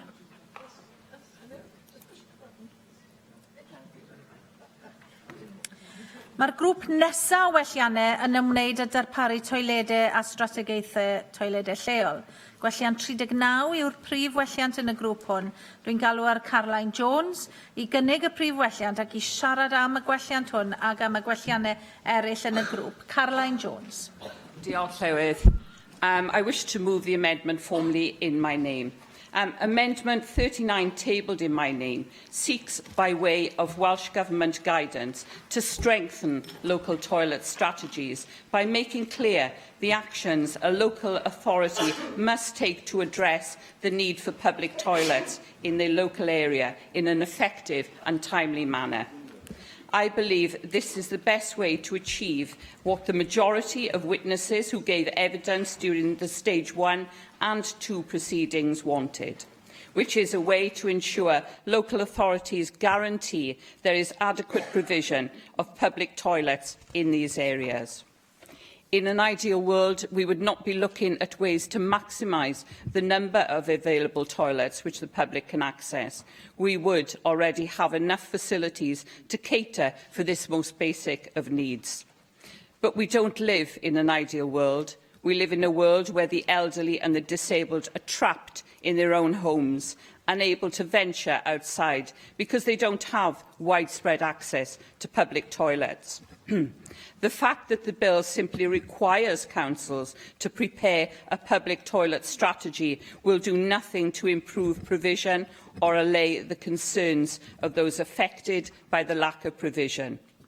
These concerns were shared not only by patient groups and the Older People's Commissioner, but also by the NHS Confederation, the Association of Directors of Public Health and Public Health Wales, who told the Health Committee that financial pressures on councils will mean water strategy will not improve provision. Amendment 39 strengthens the language used and makes it clear to local authorities that they must take action, not merely put forward proposals, and that the actions they take are the most effective possible and are delivered in a reasonable timescale. I fear that given the financial constraints placed upon us, this is the best we can hope for. Throughout the Stage 1 proceedings of this bill, I felt that the Welsh Government needs to have a grasp of the overall picture of public toilet provision across Wales. It is no good to have 22 local toilet strategies if there is patchy provision in some parts of the country. Hence, Amendment 40, tabled in my name, puts the onus on the Welsh Government to ensure that combined the local toilet strategies provide sufficient national provision. I'm grateful to the Minister for accepting my argument during stage 2 that we need to ensure that the guidance on toilet strategies covered collaboration between local authorities. I will support the Minister's Amendment 27, but feel that it could be strengthened to show that the reason for collaboration between authorities to ensure adequate toilet provision across the respective regions. For this reason, I hope members will support Amendment 27, tabled in my name. Diolch yn fawr. Galwaf ar y gweinidog, Rebecca Evans. Thank you. The bill includes a statutory duty on Welsh ministers to publish guidance to which local authorities must have regard when developing their local toilet strategies. Section 110 of the bill sets out a number of issues that this guidance must cover. The amendments in this group, tabled by Caroline Jones, seek to make changes to the content of that guidance. When Amendments 39 and 40 were considered at stage 2, I explained I was unable to support them as they go beyond the policy intent and would produce inconsistencies within the bill. This remains my view, and I am unable to support them today. However, at stage 2, I also made a commitment to give further consideration to one of the issues raised in a related amendment, namely collaboration between local authorities in addressing needs for toilet provision which could involve more than one authority. This might include, for example, provision on a major route which crosses two or more authorities. This consideration is now addressed in Government Amendment 27, which requires the guidance issued by the Welsh Ministers to make provision about collaboration between local authorities on this issue. Amendment 27A, however, seeks to extend this amendment by putting costly duties on local authorities during a period of austerity. Again, this would go beyond the policy intent, which is to improve the planning of toilets available to the public so that they better meet the needs of communities.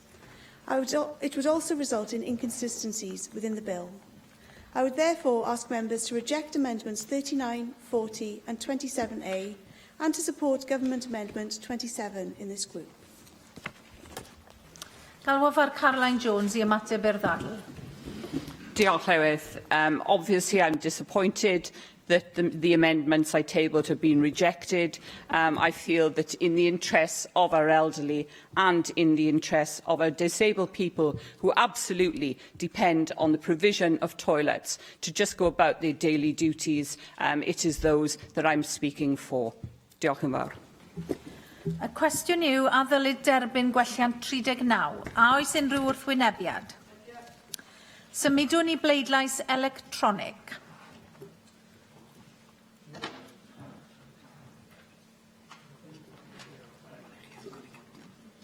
Agor y bleidlais.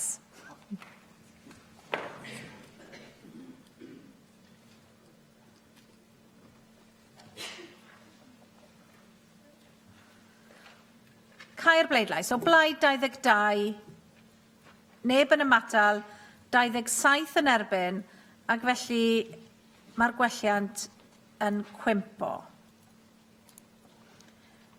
Y cwestiwn yw a ddylid derbyn gwelliant 40, Caroline Jones. Formally move? Cwestiwn yw a ddylid derbyn gwelliant 40. A oes unrhyw wrthwynebiad? Symudwn i bleidlais electronig. Agor y bleidlais.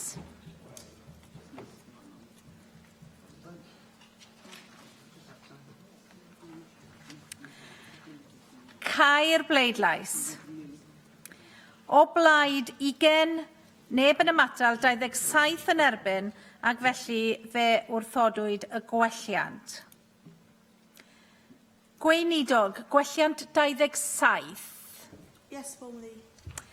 Cyn gwaredu gwelliant 27, byddwn yn gyntaf gwaredu'r gwelliant I welliant 27. Caroline Jones, gwelliant 27A. Y cwestiwn yw, a ddylid derbyn gwelliant 27A, a oes unrhyw wrthwynebiad? Symudwn i bleidlais electronig. Agor y bleidlais.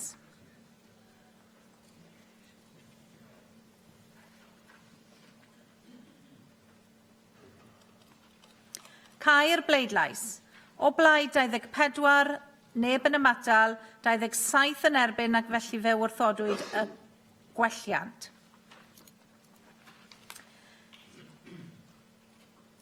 Gwelliant 27. Y cwestiwn yw a ddylid derbyn gwelliant 27. A oes unrhyw wrthwynebiad? Derbyniwyd gwelliant 27. Mae'r grŵp nesaf o welliannau yn ymwneud â gwella a gwarchod iechyd a llesiant pobl ifanc. Gwelliant 33 yw'r prif welliant yn y grŵp hwn. Galwaf ar Angela Burns i gynnig y prif welliant ac i siarad am y gwelliant hwn ac am y gwelliannau eraill yn y grŵp, Angela Burns. Diolch, Llywydd. The Welsh Conservatives have tabled this amendment, inserting a new section into the bill which seeks to ensure that Welsh ministers have to produce a comprehensive report on an annual basis detailing progress made in the delivery of public health objectives with emphasis on those that protect and improve the health and well-being of young persons. There is no doubt that ensuring people stay well and maintain a healthy lifestyle is of vital importance to the individual and consequently is of enormous benefit to the public purse. Educating the younger generation is an obvious place to start. If we can improve their physical and mental health and sense of well-being, then we are all alleviating the pressures of the future. Public health researchers at Cardiff University found that following a healthy lifestyle, not smoking, maintaining a healthy body weight, limiting alcohol intake, are integral in curbing the likelihood of chronic illness. This amendment also seeks to ensure that focus is maintained on the vital importance of public health to ensure that all Assembly members are able to effectively scrutinise the outcomes of this legislation by virtue of an annual report which will provide both Welsh Government and Assembly members the opportunity to benchmark and monitor progress. The data produced by this exercise will also inform the wider debate over the acute challenges we face in public health. The OECD report 2016 identified that Wales lacked robust data reporting mechanisms to accurately reflect key parameters needed to improve health services across Wales. When you consider that socio-economic deprivation is directly linked to public health outcomes, personified by the fact that lung cancer prevalence is highest in South East Wales valleys, it is clear that we not only need to collect data to improve public health outcomes, but we also need to promote a prevention-first strategy in which children and young people are put to the forefront of public health messaging in Wales. That recent OECD report acknowledged a 10-year decline in reporting across Wales. The report went on to stipulate that there is potential for community health councils to play a valuable role in reflecting the patient voice across Wales. It is critical now that the Welsh Government acts to not only strengthen its reporting arrangements, but widens the public engagement process. This is crucial in putting the role of an integrated health system, which serves Wales collectively, into place. This amendment would also help to promote collaboration between local health boards and local authorities with an emphasis on schooling and engagement. Central to this is ensuring that public health messaging from health boards and the effective marketing of public health initiatives is taken forward in collaboration with educational bodies. For example, when we seek to improve the health and well-being of young persons, we must recognise that inactivity is a hidden killer, contributing to 1 in 6 deaths in the UK, the same level as smoking. More than 1 in 3 people in Wales are inactive, failing to be active for more than 30 minutes a week. And we already know that physically inactive individuals spend an average of 38% more days in hospital, they make 5.5% more GP visits, and access 13% more specialist services, and 12% more nurse visits than an active individual. Yet the Welsh Government, despite its list of commitments to increase physical participation amongst Wales's population, has cut its funding to physical activity programmes. In the 2016-17 budget, the Welsh Government cut the delivery of effective sports and physical activity programmes from £26,891,000 to £22 million. This represents a real terms decrease of 7%. And the numbers of hours dedicated to PE at primary school level has also declined across Wales. In 2010-11, an average of 115 minutes per week was spent on PE lessons at primary school level. However, the latest statistics shows that this currently stands at 100 minutes in 2014-15, and this is in contrast to the noted successes of the UK government, who introduced the PE and sport premium, which was designed to help primary schools improve the quality of the PE and sports activity they offer their pupils, and who they have invested over £450 million during the last 3 academic years. This amendment would reinforce the importance of public health being integrated and promotes collaborative working, which in turn would lead to a more effective use of the budget and would ensure greater outcomes. Furthermore, it will drive a partnership between health professionals and schools to ensure that factors such as nutrition are also considered when schools are putting forward their lunch menus. Because despite all the talk, currently healthy eating guidelines are not being achieved by many people in Wales. Guidelines promote eating at least 5 portions of fruit and vegetables each day, with meals based on starchy carbohydrates like potatoes, rice and pasta. However, these guidelines merely promote having a balanced diet. With regard to tackling obesity, there should be more detailed advice and targeted support available so people at risk of obesity can make informed decisions about their nutrition. Make no mistake, messaging to children, young people and indeed adults needs to step up in effectiveness and cohesion. For example, we should note that the Welsh Health Survey, which measures the daily consumption of fruit and vegetables as an indicator of health and well-being, shows that just 1 in 3 people eat the recommended amount of fruit and vegetables each day. And there are questions as to whether current guidelines on healthy eating are actually able to promote healthy lifestyles and tackle obesity. The National Obesity Forum has produced a damning report which highlights that current dietary guidelines are failing to tackle the ever-growing challenge of obesity. The report criticises existing guidelines that promote low-fat diets and high carbohydrate intake in order to have a balanced diet. Creative, informative and motivational messaging is critical to helping to improve public health in Wales, and we need to ensure that public health messaging from health boards and effective marketing of public health initiatives is taken forward in collaboration with educational bodies. This amendment, Minister, will also ensure greater data collection is taken forward in terms of identifying the parameters that allow better public health outcomes. Finally, this amendment will require ministers to report progress to the National Assembly for Wales on a yearly basis, and as such allow all members here to benchmark and scrutinise Welsh Government progress in improving public health for the youngest in our society, and I ask members to support it. Prif. Diolch yn fawr iawn. Mae Plaid Cymru yn falch o gefnogi y gwelliannau yma. Da ni'n aml yn clywed am y trafferthion mae cleifion o bob oed yn ei cael pan mae yna amrywiaeth o gyrff cyhoeddus yn gyfrifol am y gwasanaethau maen nhw yn ei derbyn.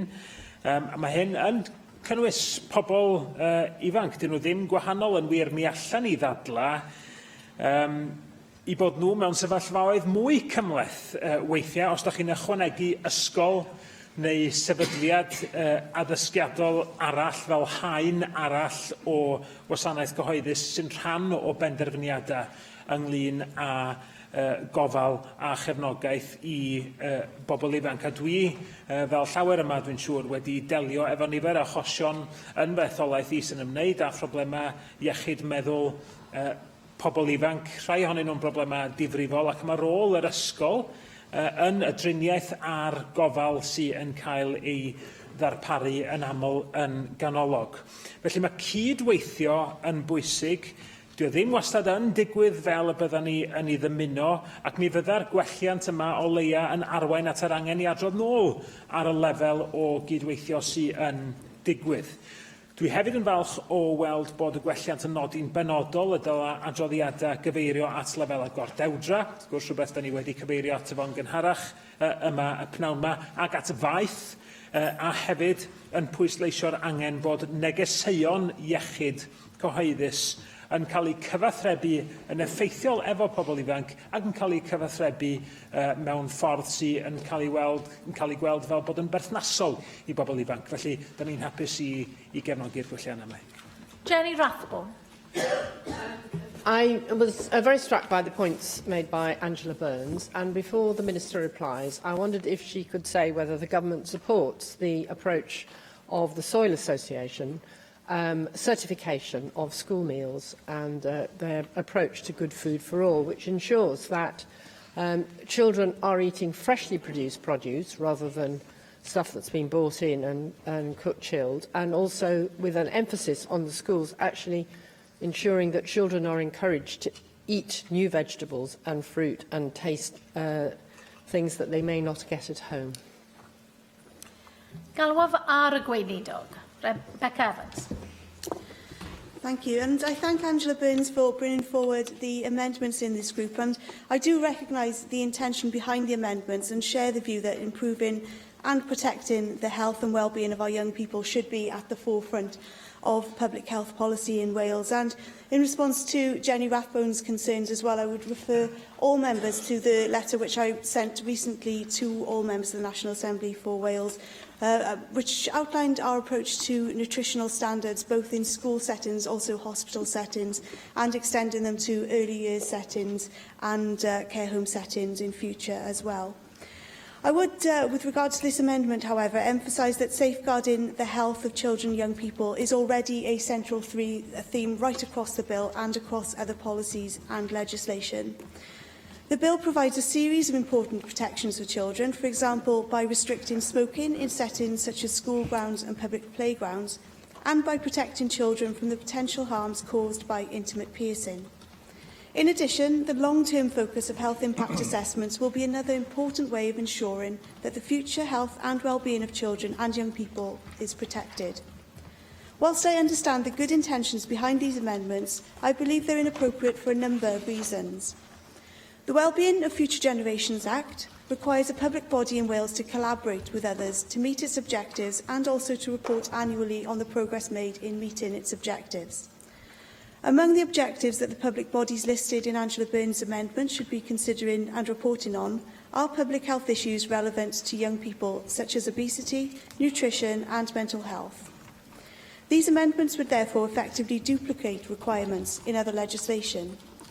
Elements of these amendments also seem to duplicate other work being taken forward under this bill, for example through the National Obesity Strategy, which will be developed as a result of the amendments agreed earlier this afternoon. The National Obesity Strategy amendments require the Welsh Ministers to publish a strategy on preventing obesity and reducing obesity levels in Wales, and this would include, but wouldn't be limited to, obesity levels in young people. In addition, the Cabinet Secretary for Health, Wellbeing and Sport has committed to developing a children's health plan to describe the national priority areas that health services should be addressing to improve outcomes for children and young people in Wales. It's envisaged that the plan will be published for consultation before the end of the year, and an annual progress report will also be published. This important work will provide another way of achieving the desired effect of these amendments, and to provide in strategic direction in a broader sense than these amendments would achieve. Finally, in terms of outcomes, there's already a range of mechanisms in place in Wales which enable us to monitor trends in the health and well-being of young people and children. For example, the annual reports of the Chief Medical Officer and various surveys provide us with valuable information in this regard. So, taking all of these things together, the amendments in this group risk duplicating some of the existing and planned work without adding extra value. And for these reasons, I am unable to support the amendments in this group and would ask members to reject them. Galwaf ar Angela Burns, I ymateb i'r ddadl. Angela Burns. Thank you very much indeed. I'm very disappointed to have your response, Minister.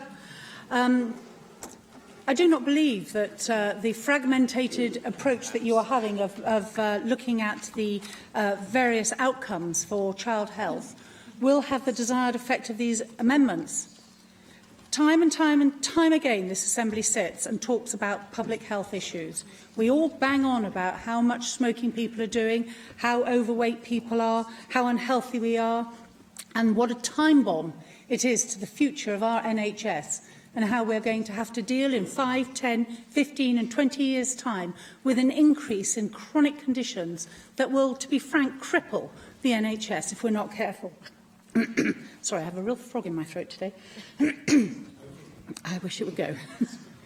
Yet this simple amendment is actually targeted at our young people, the future of Wales. This simple amendment asks that every year the Welsh Government should bring forward to this chamber, for all of these Assembly members who talk on this issue week after week, month after month, year after year, the ability to actually look at whether or not we are delivering true public health measures to young people, to make a difference, to alleviate that time bomb that may be going off in 5 or 10 years' time. There are varying pieces of legislation out there at the moment. You know, we can run through them all. The Future and the Future Wellbeing of Future Generations Act, the imminent National Additional Learning Needs Bill, this bill. Let me just take one. The healthy eating measure, and I remember being an Assembly member and sitting on the committee that brought that forward. Has it actually made a significant difference to the food quality in schools in Wales? No. You know, my children have just left primary school, and for the years that they were given as they were in a school that didn't have its own kitchen and had to have everything shipped in, they never saw a green vegetable. You know, thankfully they had a parent who would make them eat broccoli in the evenings, but if I didn't do that, they wouldn't know what a green vegetable is. So we're not, despite all of our intent and our bits of legislation squirreled away here and squirreled away there, we are losing that focus. So this amendment was purely to bring that focus. And I am very sad that you've decided that you can't accept it. This Welsh Government has never had a problem with the fragmentation of policy intent in numerous bills, and you've never had a problem before with repetition. So why you've got a problem on this issue, I think, is really sad, and I believe you're missing a trick, and we are going to lose focus on really making that change to the lives of young people in Wales. Os na dderbynu'r gwelliant 33, bydd gwelliant 34 yn methu. Y cwestiwn yw, a ddylid derbyn gwelliant 33, a oes unrhyw wrthwynebiad? Symudwn ni bleidlais electronig. Agor y bleidlais.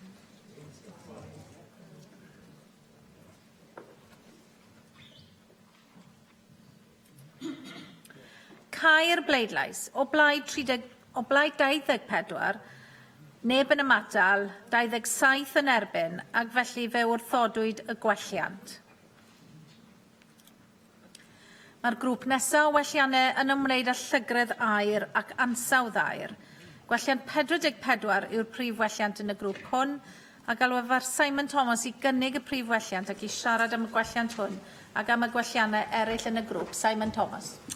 Diolch Llywydd, ac wy'n gobeithio fyddai'n fwy llwyddiannus nag oedd Angela Burns. Dwi ddim yn siŵr y byddaf, ond yn sicr hyd yma, mae trafodaeth y bil yma wedi gweld mwy o trafod rhwng y ddwy prif wrthblaid a gwella'r bil mewn modd cydweithredol, ac wi yn croesawu ffaith bod ni'n gwneud y bil yr ail dro yn y ffordd mwyaf cymodlon na gawson ni cyfle i wneud o tro cyntaf.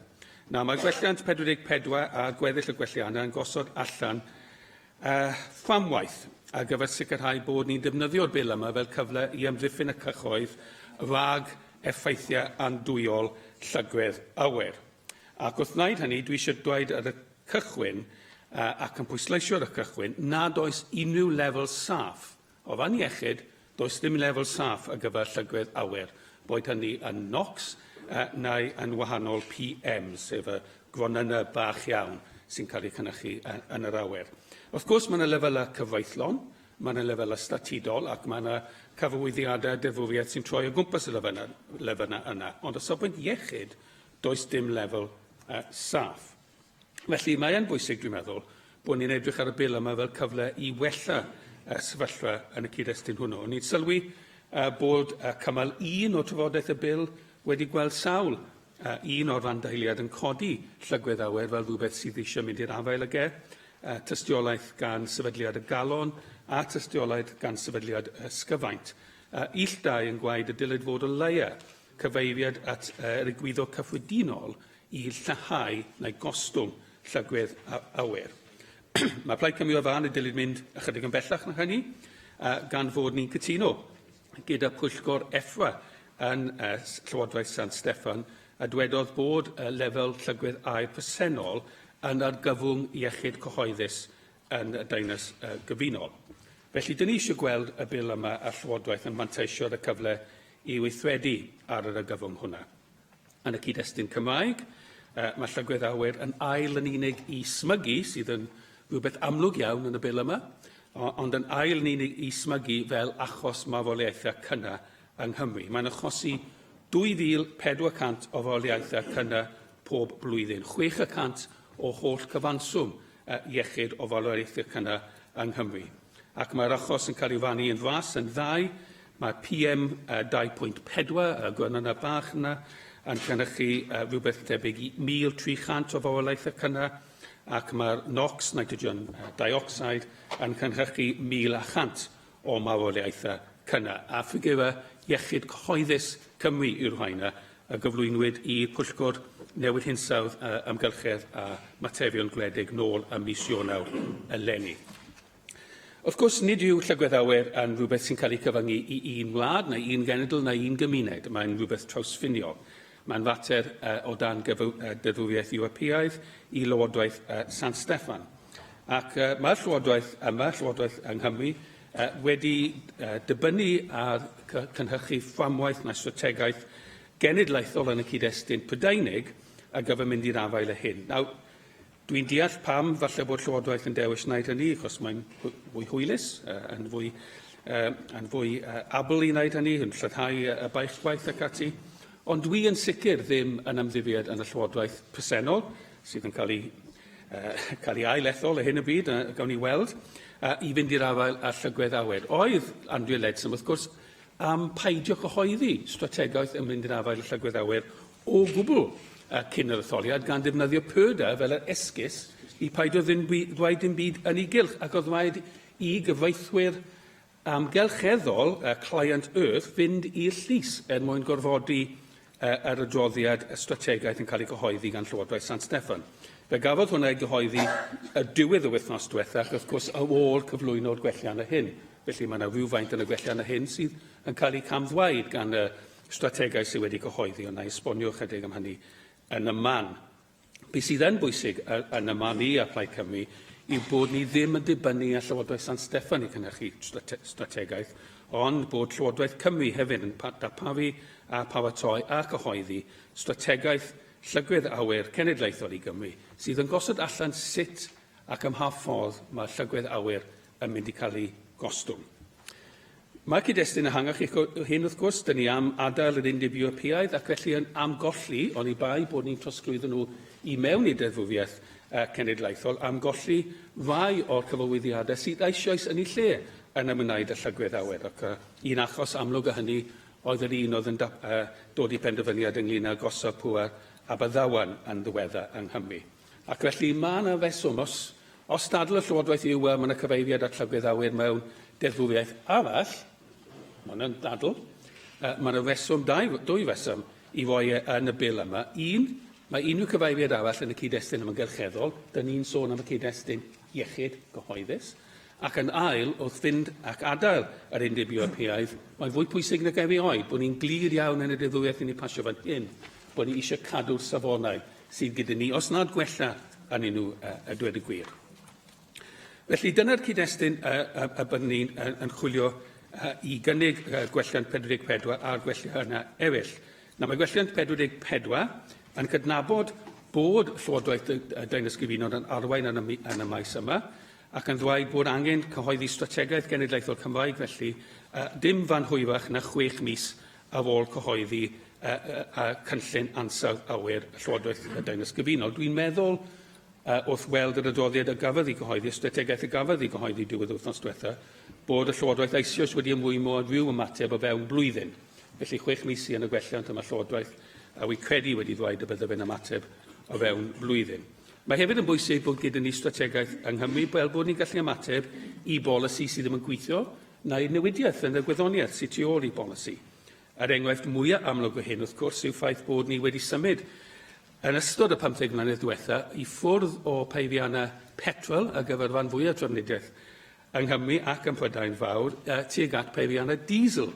Nawr, fy nawr hyn am resymau da iawn ar y pryd, fe ddylwyd am resymau da iawn, oedd y cynnydd yn y nifer o gair diesel o 10% o gair oedd yn cael ei werthu a ddechrau'r ganrif hon i dros 100% o gair fan hyn. sef tyfiant o 3.2 miliwn i 8.2 miliwn erbyn 2010. Y broblem oedd hyn, a dwi ddim yn bai o Gordon Brown a'r Blaid Lafur fan hyn, i fod yn onest, achos oedden nhw'n ymateb i sefyllfa fel oedden nhw'n gweld pethau. Y broblem oedd hyn bod y gwneithurwyr caer wedi twyllo ni.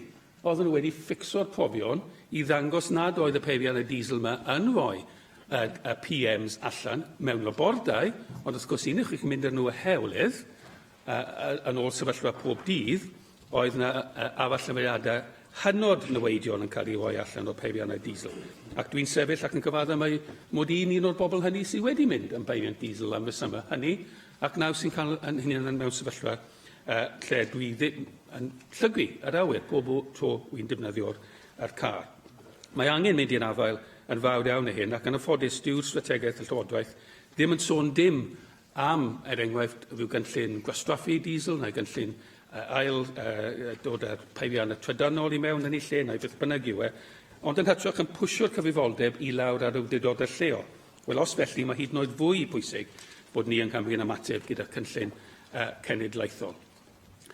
Dwi'n credu bod, wrth gwrs, gyda ni deddfwriaeth arall yng Nghymru, deddf amgylchedd a hefyd deddf llesiant y cenedlaethol dyfodol, ond does yna ddim byd wedi sgwennu yn wyneb y ddeddf yma sydd yn sôn am lleihau llygwydd awyr. Dyma cyfle ni i roi hwnna ar wyneb deddf sy'n cael ei pasio gan y cynulliad heddi.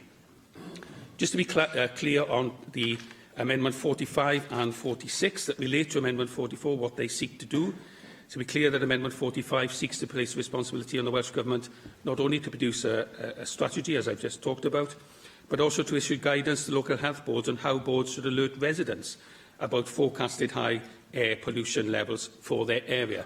There is a website that you can go on and look.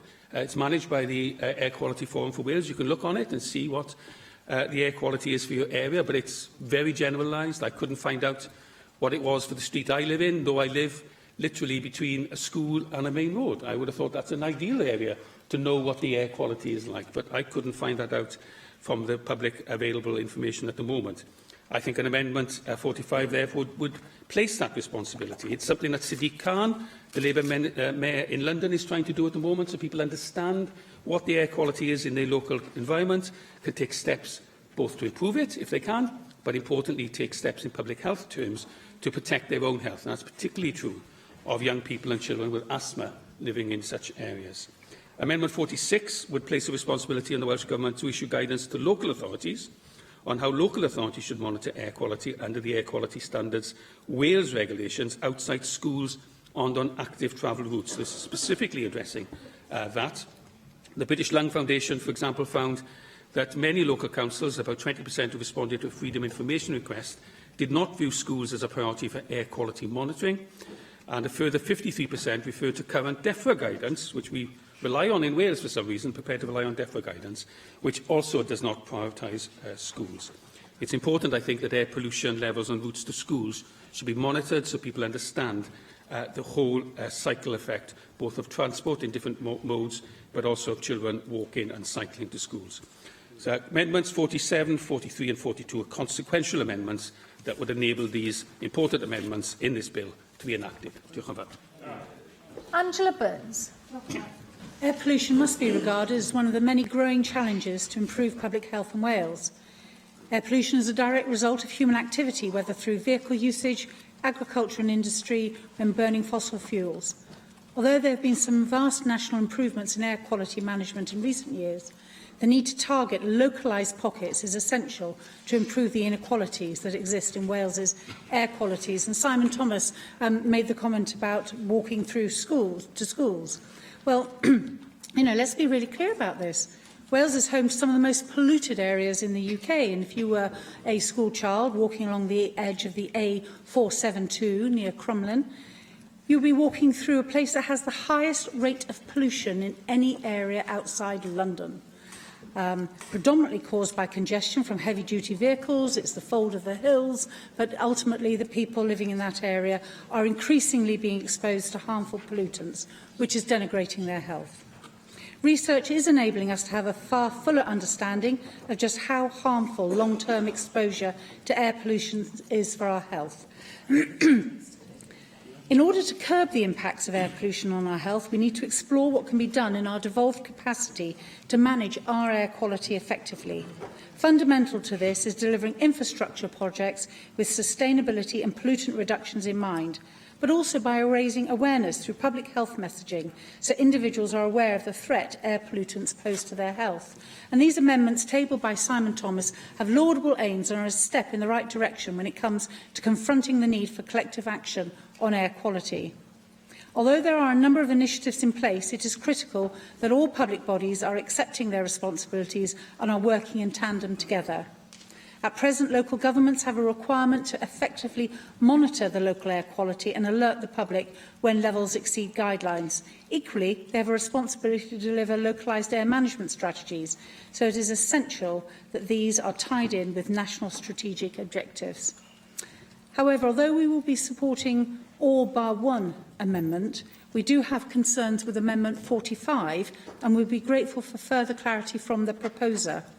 We are concerned over the potential impact Amendment 45 may have on the finances of local health boards, because, of course, not everyone has access to a website, not everyone can access good health messaging in that way, and we have concerns that we are not keen to give Welsh Government a power to issue a guidance that may be extremely difficult for for the local health boards to follow through, because we are firmly of the view that we can drive public health improvements without adversely impacting on the funding available to overstretched health boards. And we have concerns that that amendment might bring forward a much greater level of pressure on their already overstretched funding. But the rest of the amendments we absolutely accept, and we'd like to thank Simon Thomas and Plaid Cymru for bringing them forward. Caroline Jones. Diolch, Llywydd.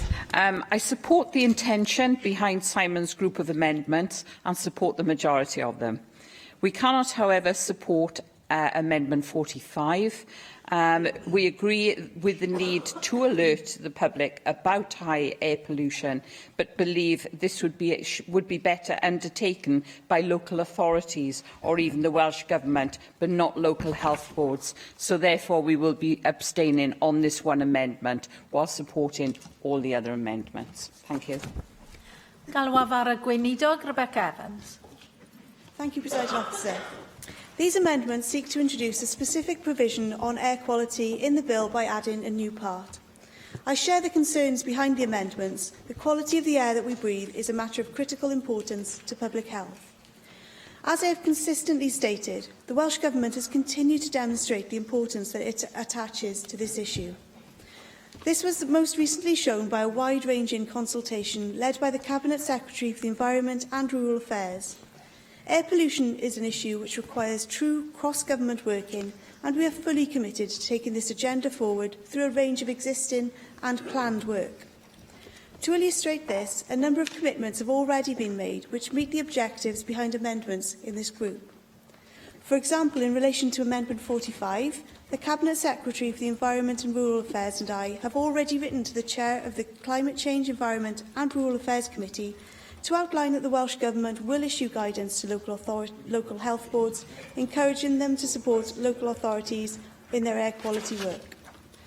Similarly, relevant to Amendment 46, the Welsh Government has committed to issuing new air quality policy guidance to local authorities in the next few months.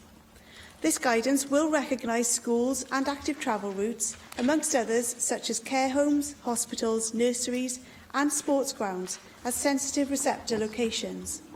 It will also note that older people, those with pre-existing medical conditions, babies, children and people undertaking prolonged physical activity are not confined to the aforementioned locations and deserve the same level of protection wherever they may be. Local authorities must therefore take a risk-based approach in citing their monitors. This should be informed by where the evidence indicates people are likely to be exposed to the highest levels of air pollution. Our steer to local authorities is that in working towards the well-being of future generations, they should give specific consideration to the long-term risks to babies and children posed by exposure to air pollution, whether in their own homes or in their school or nursery or travelling between the two. In relation to Amendment 44, Section 80 of the Environment Act 1995 already requires ministers to produce an air quality strategy containing policies with respect to the assessment or management of air quality. It would be inappropriate for this to be duplicated in this bill. Due to the transboundary nature of air pollutants, the current air quality strategy, which was published in 2007, is presented in a document with common aims covering all parts of the UK. Members may also be aware that sitting alongside the UK-wide strategy, DEFRA has now published a joint UK consultation for a new draft plan. The plan focuses on the specific goal of achieving compliance with EU legal limits for nitrogen dioxide on certain roads in the shortest possible time. This draft plan focuses on one important aspect of air quality and does not replace the existing UK air quality strategy. The consultation on the draft plan for nitrogen dioxide closes on the 15th of June. The plan includes a significant new commitment by the Welsh Government to consult within the next 12 months on the detail of a proposal for a clean air zone framework for Wales. This critical new development is one of a number of significant pieces of work that we will be undertaking on the subject of air quality in the coming year. Others include making revisions to planning policy Wales in relation to air quality, implementing the recently agreed improvements to local air quality management in Wales, and reviewing what more can be done in relation to the trunk road network. I am, however, disappointed with aspects of the UK Government's draft commitments in the nitrogen dioxide plan, given the lack of information within the consultation on what further action will be taken to address emissions on a UK basis. For example, beyond Wales, there are many areas of non-devolved activity that are needed to bring down emissions as quickly as possible. For example, the House of Commons Environment, Food and Rural Affairs Committee and others have called for the UK Government to launch a diesel scrappage scheme that would give grants to cut the cost of a low-emission vehicle for an owner scrapping their diesel vehicle. Another major concern with Amendment 44 is that the drafting is defective as no definition of public bodies is given, and this is problematic in two respects. Firstly, from a practical perspective, it's not clear who is caught by the term public body, and this could lead to confusion. Lack of clarity over the scope of the duties could lead to public bodies inadvertently breaching the duty to have due regard to the air pollution strategy placed on them by Amendment 44. Where a legal duty is imposed, there needs to be certainty about its scope, and this amendment doesn't provide that. Secondly, and more importantly, the drafting of Amendment 44 is outside the legislative competence of the Assembly. As drafted, the reference to public bodies would include public bodies exercising functions of a Minister of the Crown. To place such a duty on these public bodies would require the consent of the UK Government. If the amendment as drafted is passed, it could lead to a reference which would delay the coming into force and implementation of the other much-needed public health provisions contained within this bill. For all these reasons, I am unable to support any of the amendments in this group, but would reassure members of action taken to tackle this important issue through the various activities I have outlined. Galwaf Simon Thomas I ymateb i'r ddadl. Thank you, Presiding Officer. Can I thank the Minister for responding to the debate and at least welcome in part what she said in terms of some of the action that has been taken. I'll attempt to restate my arguments in a more persuasive way for Angela Burns and possibly for Caroline Jones. Amendment 45, I think it's important to remember that the Welsh Government has already stated that it intends, as I think the Minister just mentioned, to produce national guidance for local health board directors of public health, local health authority directors of public protection and Public Health Wales, encouraging them to support the delivery of local air quality management. So I think there's already in the pipeline some of this obligation coming through. I admit this is a more statutory approach, but some of that has already been done. I also would like to draw everyone's attention really to the fact that the British Lung Foundation think that this can actually save money in the long term. The amendment itself is not prescriptive about the method in which alerts, if I can put it that way, are delivered. So it may well be that local authorities would be the delivery mechanism. It's just an obligation on their public and health boards to prepare that information. It's similar to what's been proposed at the moment in London, where it's seen as a very important part of living in that city, that you know what your public health is when you walk out of the door, which area is polluted or not. And the British Lung Foundation, as I said, say that this could reduce the risk of avoidable exacerbations for those with chronic obstructive pulmonary disease and other prevalent lung conditions, and therefore potentially reduce hospitalisation. So I think there's a way of trying to ensure that this is affordable and is a reasonable approach to ensure that people do not unnecessarily expose their own health or the health of their children to very poor air pollution. The member herself mentioned Aelodau'r, where there's very poor air pollution in Wales. I think there are 4 areas in Wales. Aelodau'r is one, Mountain Ash is another, and somewhere in Swansea, I think around the Swansea High Street by the station, is a third. I can't remember the fourth off the top of my head, but I really would wonder if you asked people walking in those areas, what is the air pollution here? Is it safe or not? I don't think they'd be able to answer you. And I think that is the information we need to get out there so that they can take the necessary steps to protect themselves and their families. I think the overall debate, and why I'm not completely convinced by the Minister's response, is that we've had a process for dealing with air quality for quite some time in Wales now. We have 40 air quality management areas, no significant improvement in those areas. Otherwise, some of them would have been revoked or changed in some way. That hasn't happened. Our current system is not working in areas of high air pollution, as Angela Burns mentioned. And really, I think it's not enough to rely on the UK government to produce its own strategy and then to sort of dovetail the Welsh bits into that. The 2016 State of Natural Resources report by Natural Resources Wales says that breaches in emission targets pose a threat to human health and the natural environment. So the fact that, as I said earlier, the fact that it's in environmental legislation already is not a reason for not putting it in public health legislation. In fact, it's a really good way of making that sort of circuit close, and it's a really good way of making sure that the ambitions in previous legislation, such as the Wellbeing of Future Generations Act, are really carried out in practice and in detail in statute. The final point, if I may, is there's a social justice issue to this. The areas that have already been mentioned as suffering from poor air quality, you might notice, are also areas of quite real social deprivation as well. Hugh Brunt, who's the head of Public Health Wales, has undertaken a study of air pollution, deprivation and health, and that revealed that health outcomes for people living in deprivation were even poorer when they were located in areas of high air pollution. Mr Brunt argued for an effective air quality management approach, one which combines national-level action to assess and reduce risks for all, and local-level intervention targeted in high-risk communities to reduce air pollution and health inequalities. Only today, a study was quoted in the Times for the United States, pointing out that those living in areas with the worst air pollution are about 10% more likely to get cancer, a greater impact on cancer rates than either dirty water or toxic chemicals. So I would argue, and Plaid Cymru argues, that without a national Wales strategy on air pollution, the Welsh Government is failing to deliver on its own targets of a healthier, resilient, more equal and globally responsive Wales. Os na dderbynu'r gwelliant 44, bydd y gwelliannau 47 a 43 yn methu. Os na dderbynu'r gwelliant 44, 45 a 46, bydd gwelliant 42 yn methu. Y cwestiwn yw, a ddylid derbyn gwelliant 44, a oes unrhyw wrthwynebiad? Object. Symudwn i bleidlais electronig. Agor y bleidlais.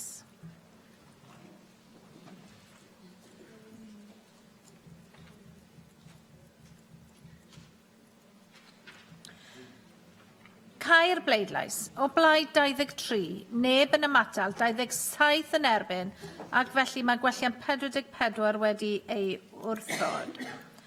Gwelliant 45, Simon Thomas. Cwestiwn yw, a ddylid derbyn gwelliant 45. A oes unrhyw wrthwynebiad? Symudwn felly i bleidlais electronig. Agor y bleidlais.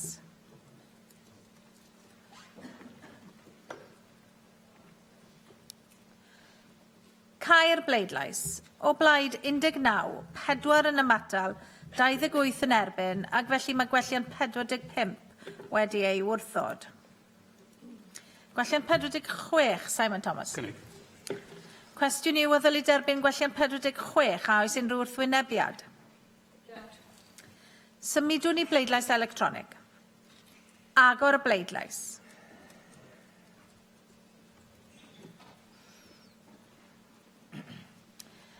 cau'r bleidlais. O blaid 24, neb yn ymatal, 27 yn erbyn, ac felly mae gwelliant 46 wedi ei wrthod.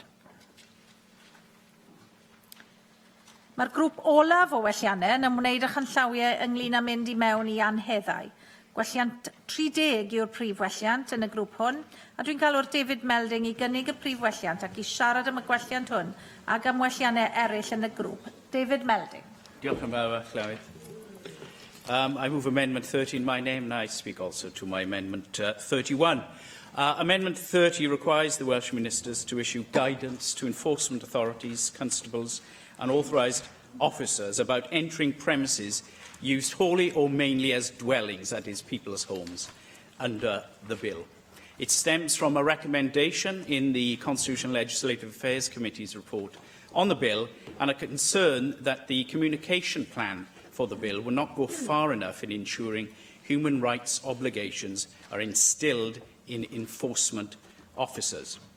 The main human rights that are engaged in the context of people's homes are Article 8, which provides for the human right to respect for the home and private and family life, and Article 1 of Protocol 1, which provides the human right to peaceful enjoyment of possessions.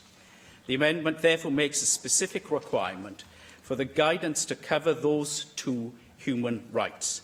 The guidance can always include other wider guidance about powers to enter people's homes, but it must include guidance to cover these two human rights, because there are a very real risk, or there is a very real risk rather, that these human rights might be breached when powers of entry are used. I accept that there are certain safeguards built into the bill. For example, a warrant to enter a dwelling must be issued by a Justice of the Peace, and after pressure from the committee, the Minister did agree that enforcement authorities will always be public bodies. That is a significant advance. However, the amendment provides an opportunity to go further by providing for targeted guidance that enforcement authorities can easily find, read, understand and implement. And that goes to the core of the amendment, that they are there at hand for enforcement officers who are usually local authority employees and may not be widely knowledgeable about the area and the obligations created by human rights law. The amendment covers all powers of entry under the bill, not just the powers of entry that apply to the smoking ban in Part 2 of the bill. So the areas covered by the amendment are powers of entry that apply to the smoking ban, the register of retailers of tobacco and nicotine products, the licensing regime for special procedures such as acupuncture, body piercing, tattooing and electrolysis, and the offence of performing intimate piercings on people under 18. In my view, requiring guidance to be issued in this specific context would in no way cast doubt on other legislation that does not contain a duty to issue guidance.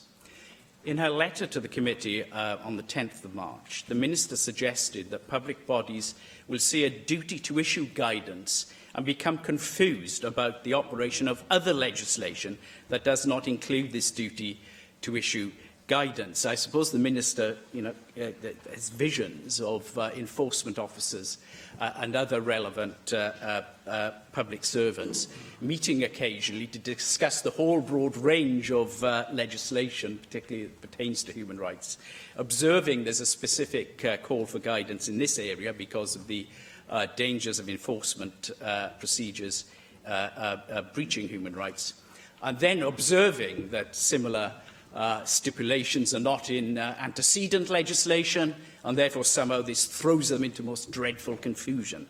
I invite her to make some sense of that incoherence that I've just described. In a subsequent letter on the 18th of April, the Minister also commented that the amendment has the, and I quote, the potential to cast doubt on the overall coherence of the law and on the operation of specific restraints on the use of the powers. I do find the latter bit menacing. But I do feel the whole comment and approach by the Minister has been incredibly vague to these very specific and constructive amendments that were made by the Constitutional Legislative Affairs Committee. And I do think that in casting doubt on the coherence of the law, should the amendment pass, is very unfortunate. And perhaps I could bring to the attention of the Assembly the Supreme Court judgment issued last year in the case of the Christian Institute and others against the Lord Advocate of Scotland, where the judgment issued by the Supreme Court warned about the dangers of legislation simply relying on a public authority being aware of its human rights obligations. And in paragraph 101 of that judgment, the Supreme Court said that guidance was needed in order to reduce the risk of disproportionate interferences that breach human rights. I couldn't think of a better definition of what entering people's homes to ensure proper enforcement could be, in terms of a better illustration, really, of the danger that we face here.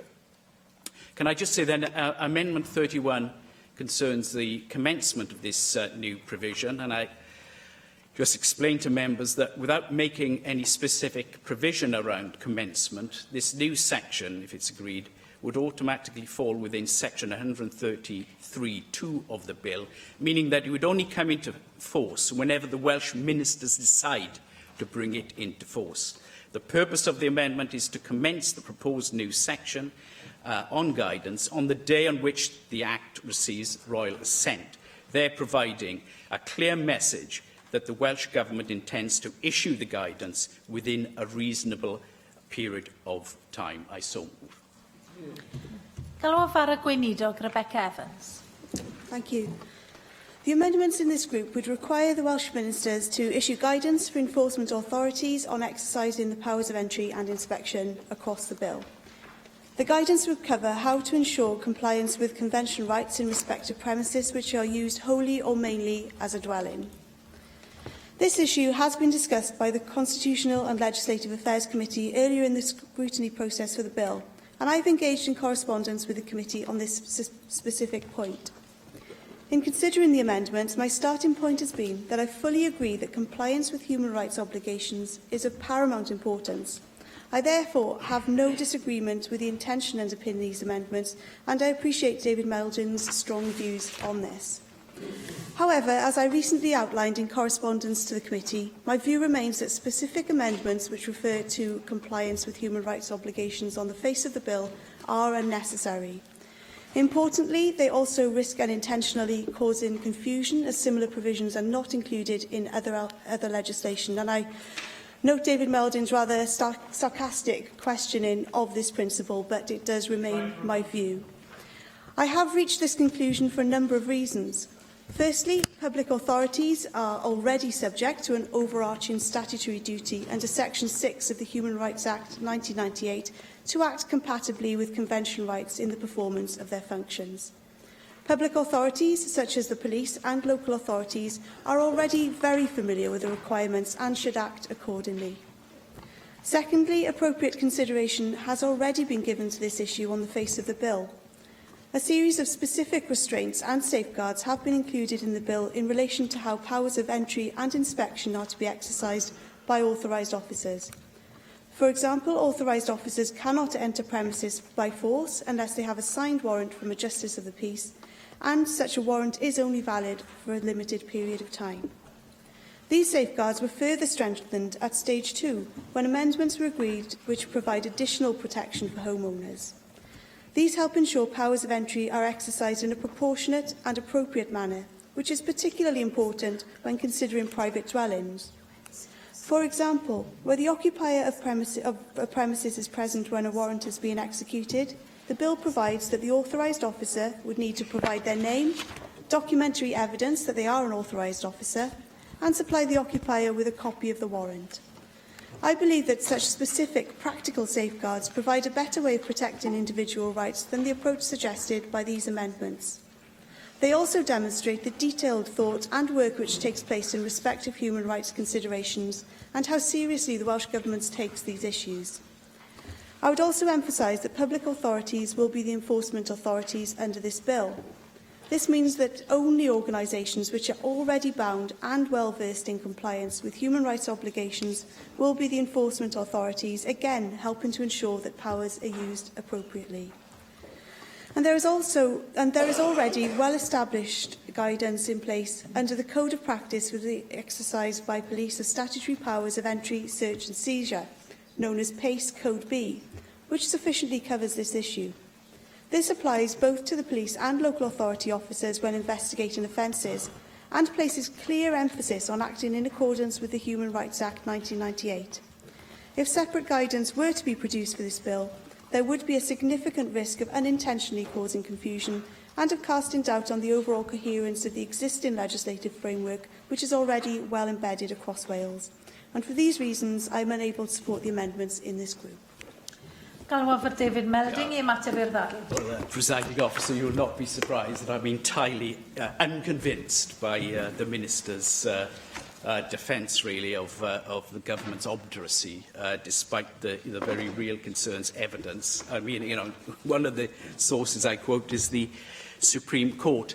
Can I, however, thank her for entering into correspondence and at least telling us of the government's position. That was helpful.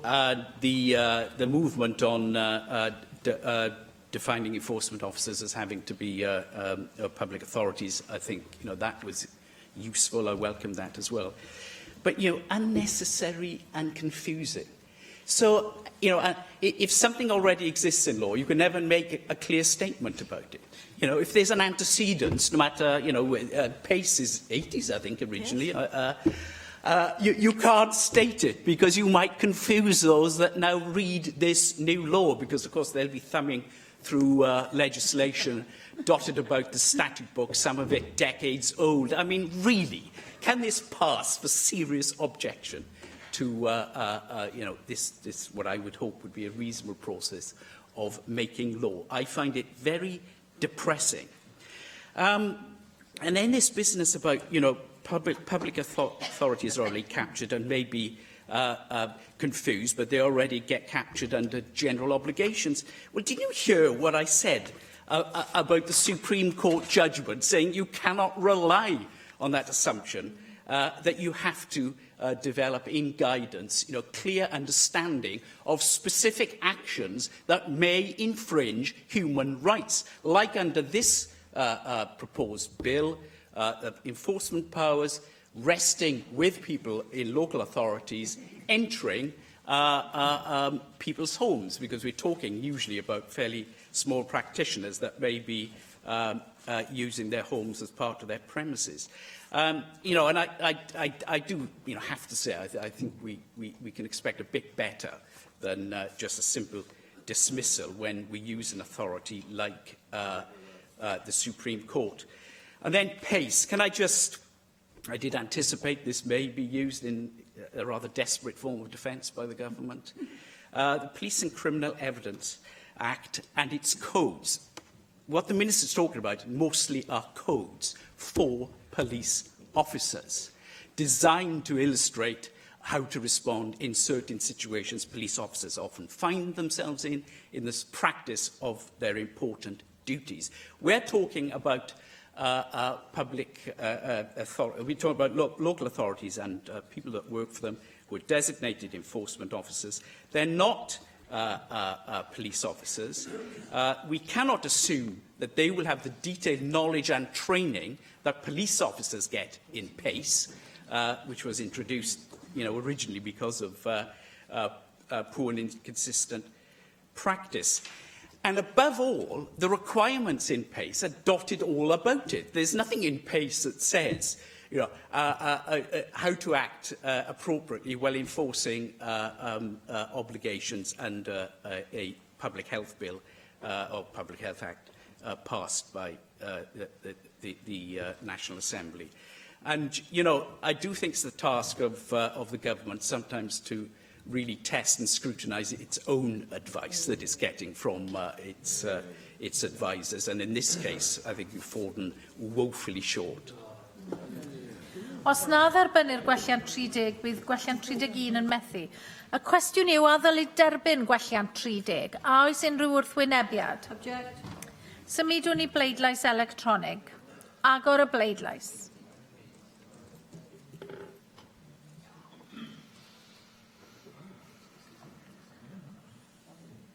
Cau'r bleidlais. O blaid 20, 4 yn ymatal, 26 yn erbyn, ac felly mae gwelliant 30 wedi ei wrthod. Gwelliant 28, gweinidog? Formally. Cwestiwn yw a ddylid derbyn gwelliant 28. A oes unrhyw wrthwynebiad?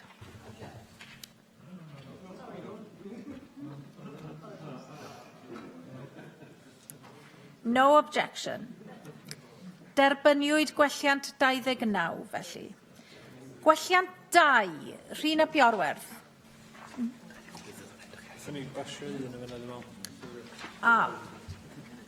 Mae'n ddrwg gen i dwi nawr wedi cymysgu.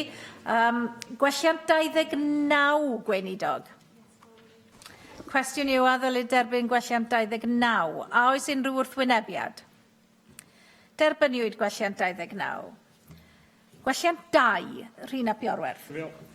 Cwestiwn yw a ddylid derbyn gwelliant 2. A oes unrhyw wrthwynebiad? Derbyniwyd gwelliant 2. Gwelliant 5, gweinidog. Cwestiwn yw a ddylid derbyn gwelliant 5. A oes unrhyw wrthwynebiad? Derbyniwyd gwelliant 5. Gwelliant 1, Rhina Piorwerth. Y cwestiwn yw a ddylid derbyn gwelliant 1. A oes unrhyw wrthwynebiad? Derbyniwyd gwelliant 1. Ac fe rydyn ni nawr wedi dod i ddiwedd ystyriaeth cyfnod 3 o Fil Iechyd y Cyhoedd Cymru, a dwi'n datgan y bernir pob adran o'r bil a phob atodlen wedi ei derbyn. Daw hynny felly a thrafodion cyfnod 3 a thrafodion heddi i ben.